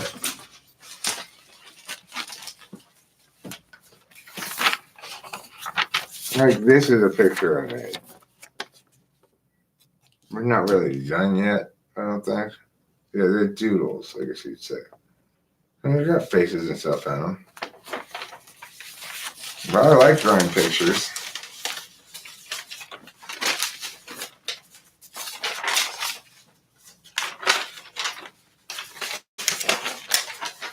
I think I may have put all my papers in storage. I need to go back to the storage unit. It's not open 24 hours a day.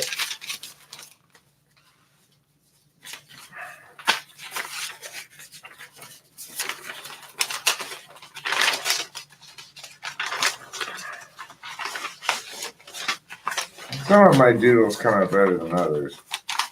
I don't think I really have any particularly good ones in here. Let's see. This one might be pretty good. Yeah, I like this one. This is a good one.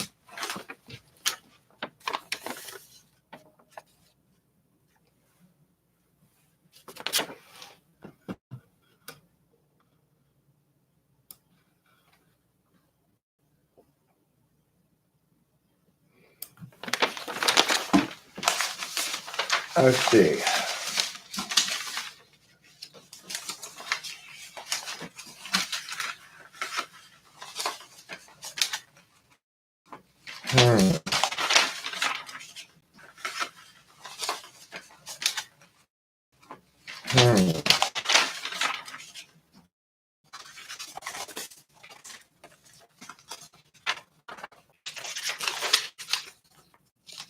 This one's in progress. It still looks pretty messy, but it gets cleaned up as I work it around. So sometimes I just don't finish them. A lot of them I have unfinished pictures now.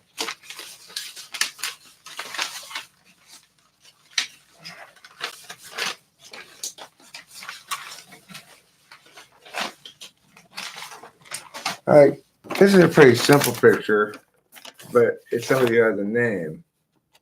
This is Big Hearing Miriam. You can tell because she's got a big ear.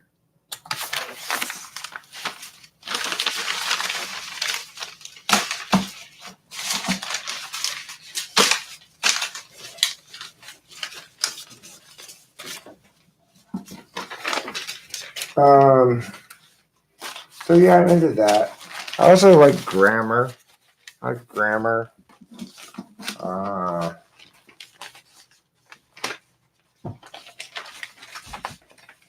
I like. See, this is a picture of a machine. It'll cut your hair in a circle, called the Circletron. You can cut two people's hair at the same time, as you can see.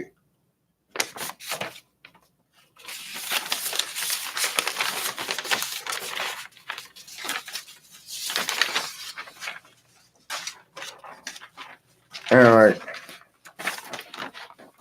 here's some shit that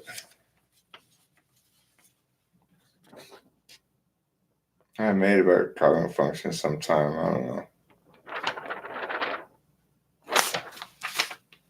Kind of like see, this is the sort of thing that other people don't do with their system. They don't have a sense of how information is coming and going and where it's landing and stuff, you know?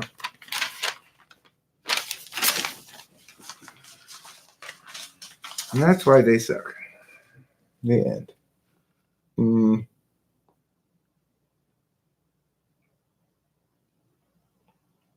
I need to play more video games, huh?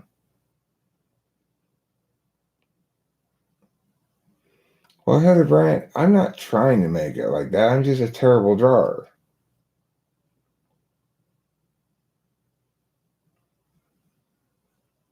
Thanks for saving yourself. I appreciate it, but if you're looking for a family portrait that looks like your family, I am not the person to hire to draw your picture for sure. Your stuff is cool. Thank you, baby. I appreciate your support. Disorders.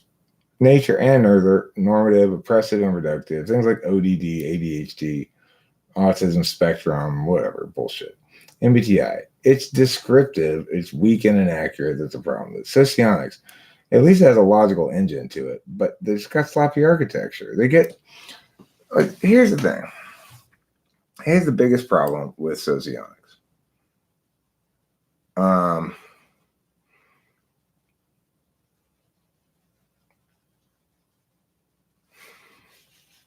The problem with socionics is it says there are information elements in the world, and cognitive functions are information metabolizers. Except it's not the case that all manners of cognitive function metabolize information. Some of them create or put information. Some of them retrieve information that already is known and contained within you.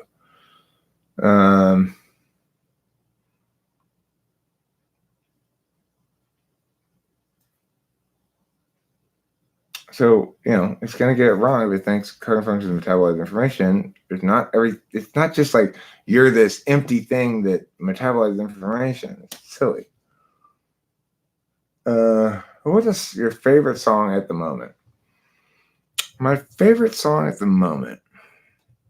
Well, the song that's stuck in my head at the moment is one I heard in the grocery store after not hearing it for a long time. And it's stuck in my head. And I do like the song a lot. Maybe it wasn't the grocery store. No, I heard it in the car after the grocery store. Anyway, it's Take Me to Church. You know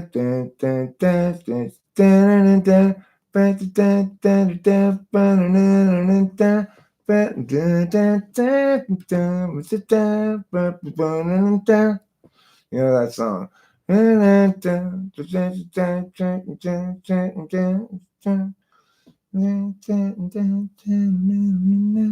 It's Hosier. Hosier? Well,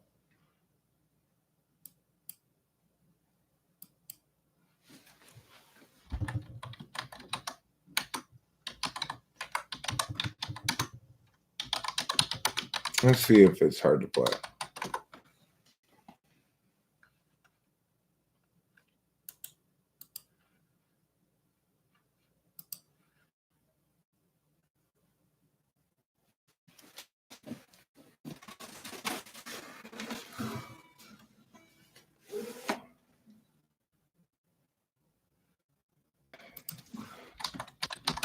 I can't remember how the verse, like the words go at the beginning, the melody to it.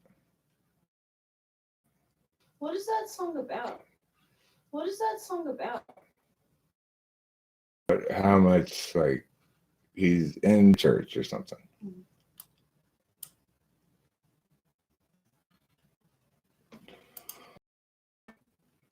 That's what it's about? I think so. If the heavens ever did speak, she's the last true mouthpiece. I was hoping.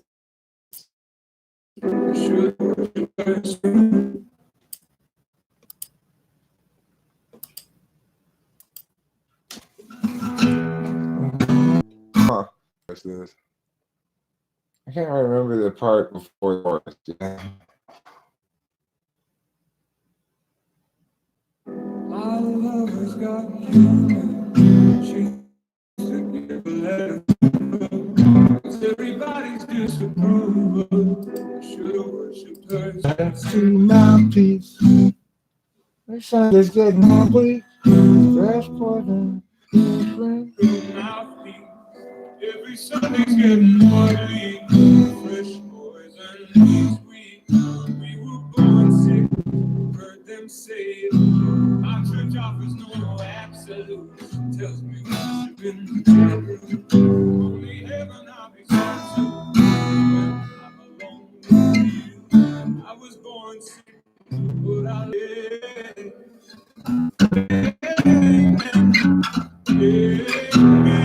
Not the game part. Not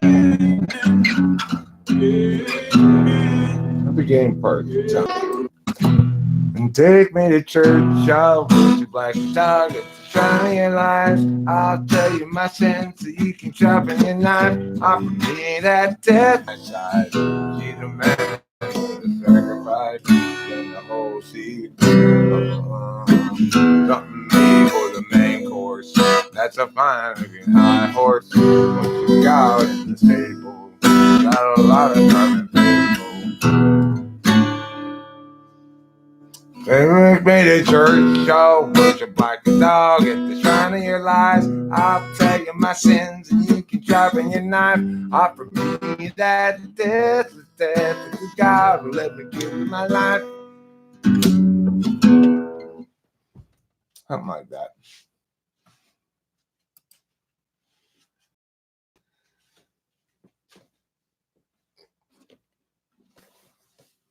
So anyway, pretty good song. I like that song a lot. They might be Giants, huh? They're pretty good. Yeah, they are pretty good. What's another song I could play right now that would be fun to play? My earbuds. Are they not on that shelf? No? Mess. I don't know. I hope we start up. Let's start up the thing. First I was afraid, I was petrified. I kept thinking I could never live without you by my side. But then I spent many nights just thinking how you done me wrong, and I grew strong. And I learned how to get along until you're back from outer space. I just walked in my year with that look upon your face. I should have changed my fucking lock. I would have made you leave me if I had known for just 1 second you'd be back to bother me. Oh, now go walk out the door. Just turn around here. You're not welcome anymore. When you the one who tried to break me with desire. Do you think I'd crumble? Do you think I'd lay down and die? Oh, now I will survive. Yeah, as long as I know how to live, I know I'll be alive. And I've got all my life to live, and I've got all my love to give. I will survive. I will survive. It took all the strength I had just not to fall apart.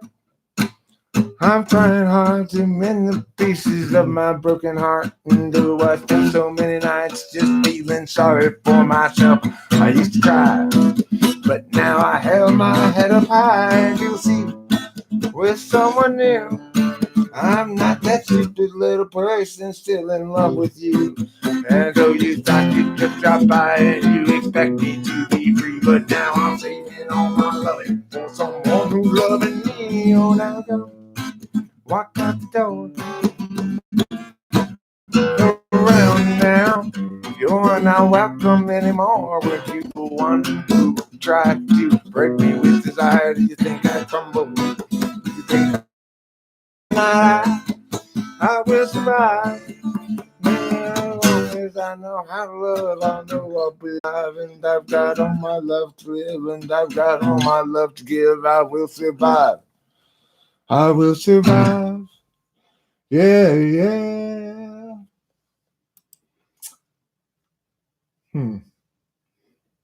All Star by Smash Mouth. Let's see.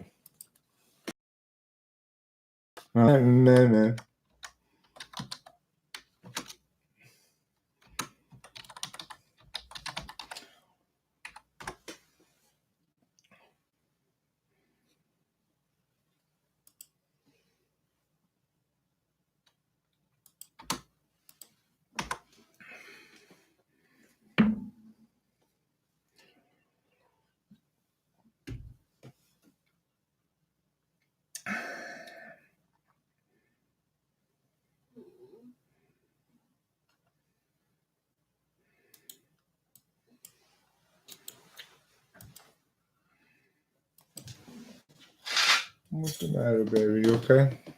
Yeah. I'm just.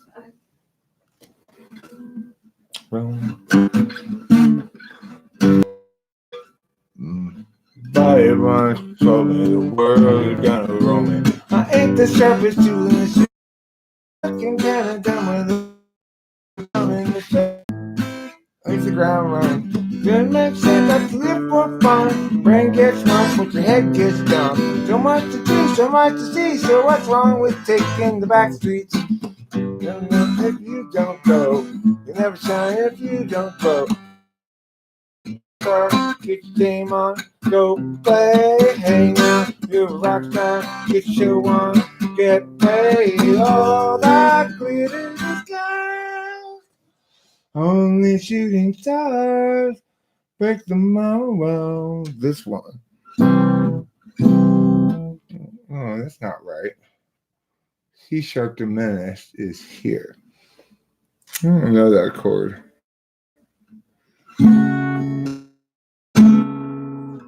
Like this. Oh, that's I see.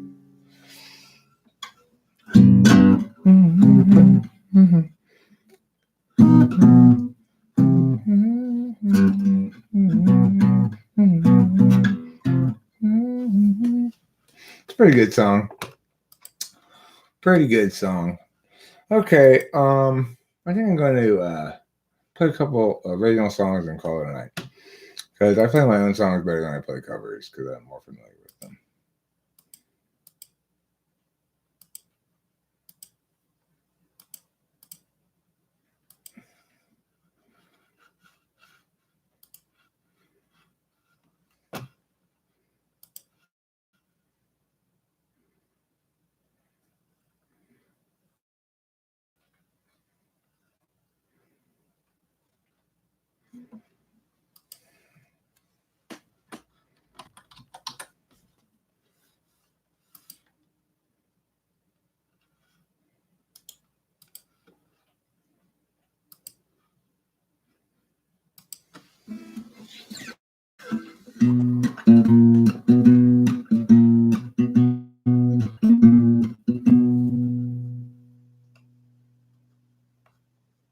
You're living on a time frame that I will never know. Alienation into humanity's soul. Imagine you a future after the collapse, returning to the urgency of isolated past.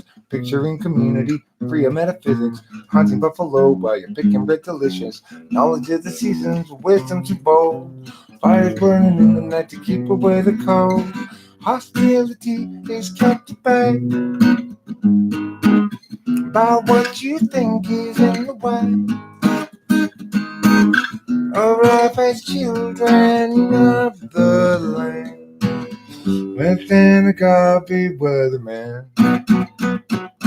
imagining a history that never could have been. You lecture at the college, advancement is a sin, lamenting disconnection and every corporate act, asserting all your feelings and ignoring all the facts. Hostility is kept at bay. Now what you think is in the way of our children of the land, with an agape weatherman. You think but now, wish you had been born any time, but now you're a girl.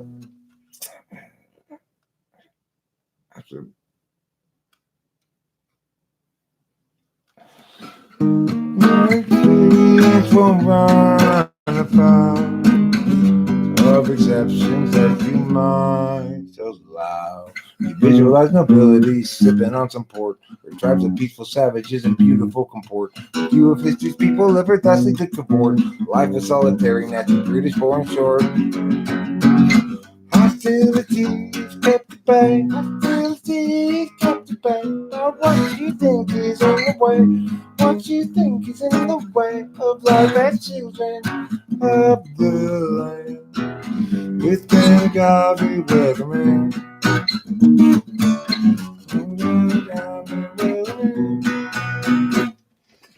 I really need to learn how to play all my own songs, but I can't yet even come close. I still have to look at all the things and it's like I'm gonna play a set. I have to fucking practice the fuck out of it. My SI just not very good. Let me try this other one.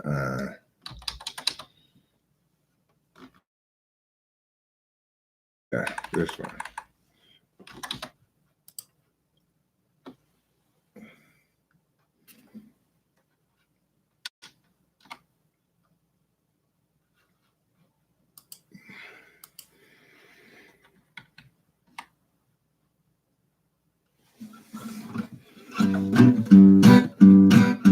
Sammy's the story that need to be told. 19, 4 years in, and 3 kids weaned, weary now and questioning the path.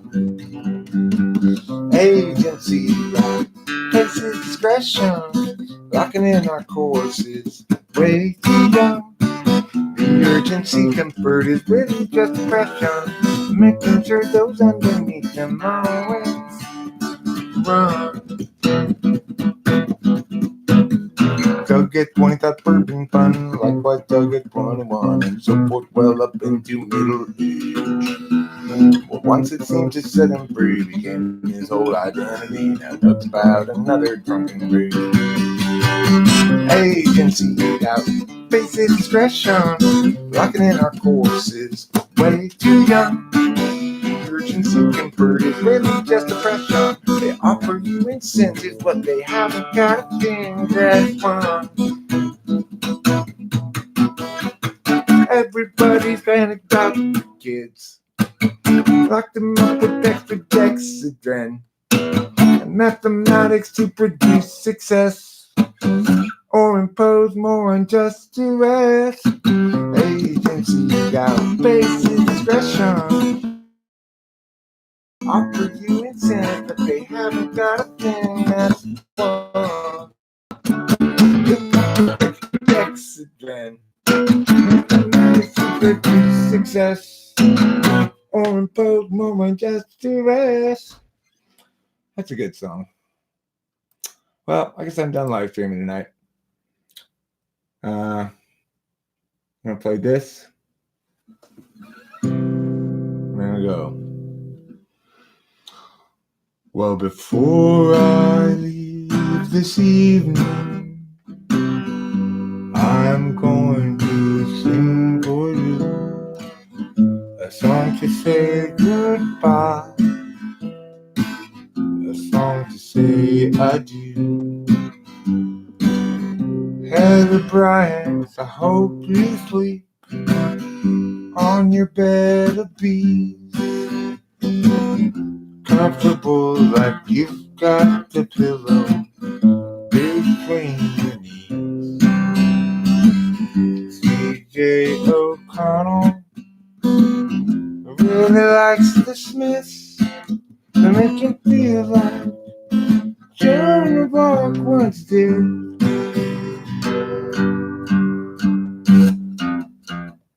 Hello there, and Hambo, and Jojo, Shabadoo. Good night, y'all. Thanks for keeping me company whilst I handcraft some obscure children's Halloween costumes. Make shit for this fall festival. Madison, I've been adding them up, and I've been sad, and then I've been whacking my pup, and that's why I know Madison can't be something I'm I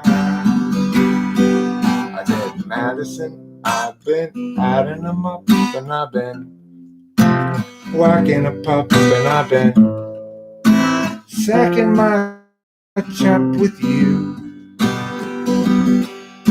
Madison Pochi, I've been sacking my chop with you.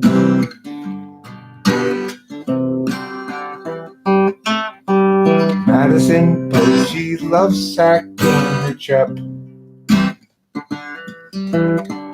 She totally knows exactly what's up.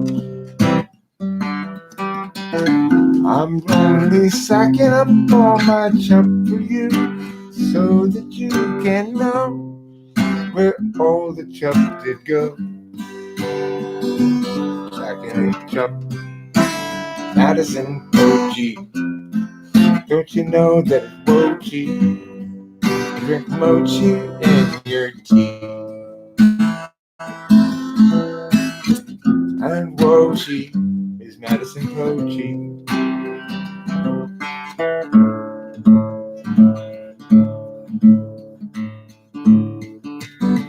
Madison, adding them up. But Madison is sad and then she is whacking it up. The Madison, you're adding them up. You aren't too fat again. No, you're just Madison. You aren't a rotten then. You just be Madison. Instead, you have catamarans in the harbor, and they take you off the edge of the earth. Okay, so there you go, Madison. Adding them. Platinum,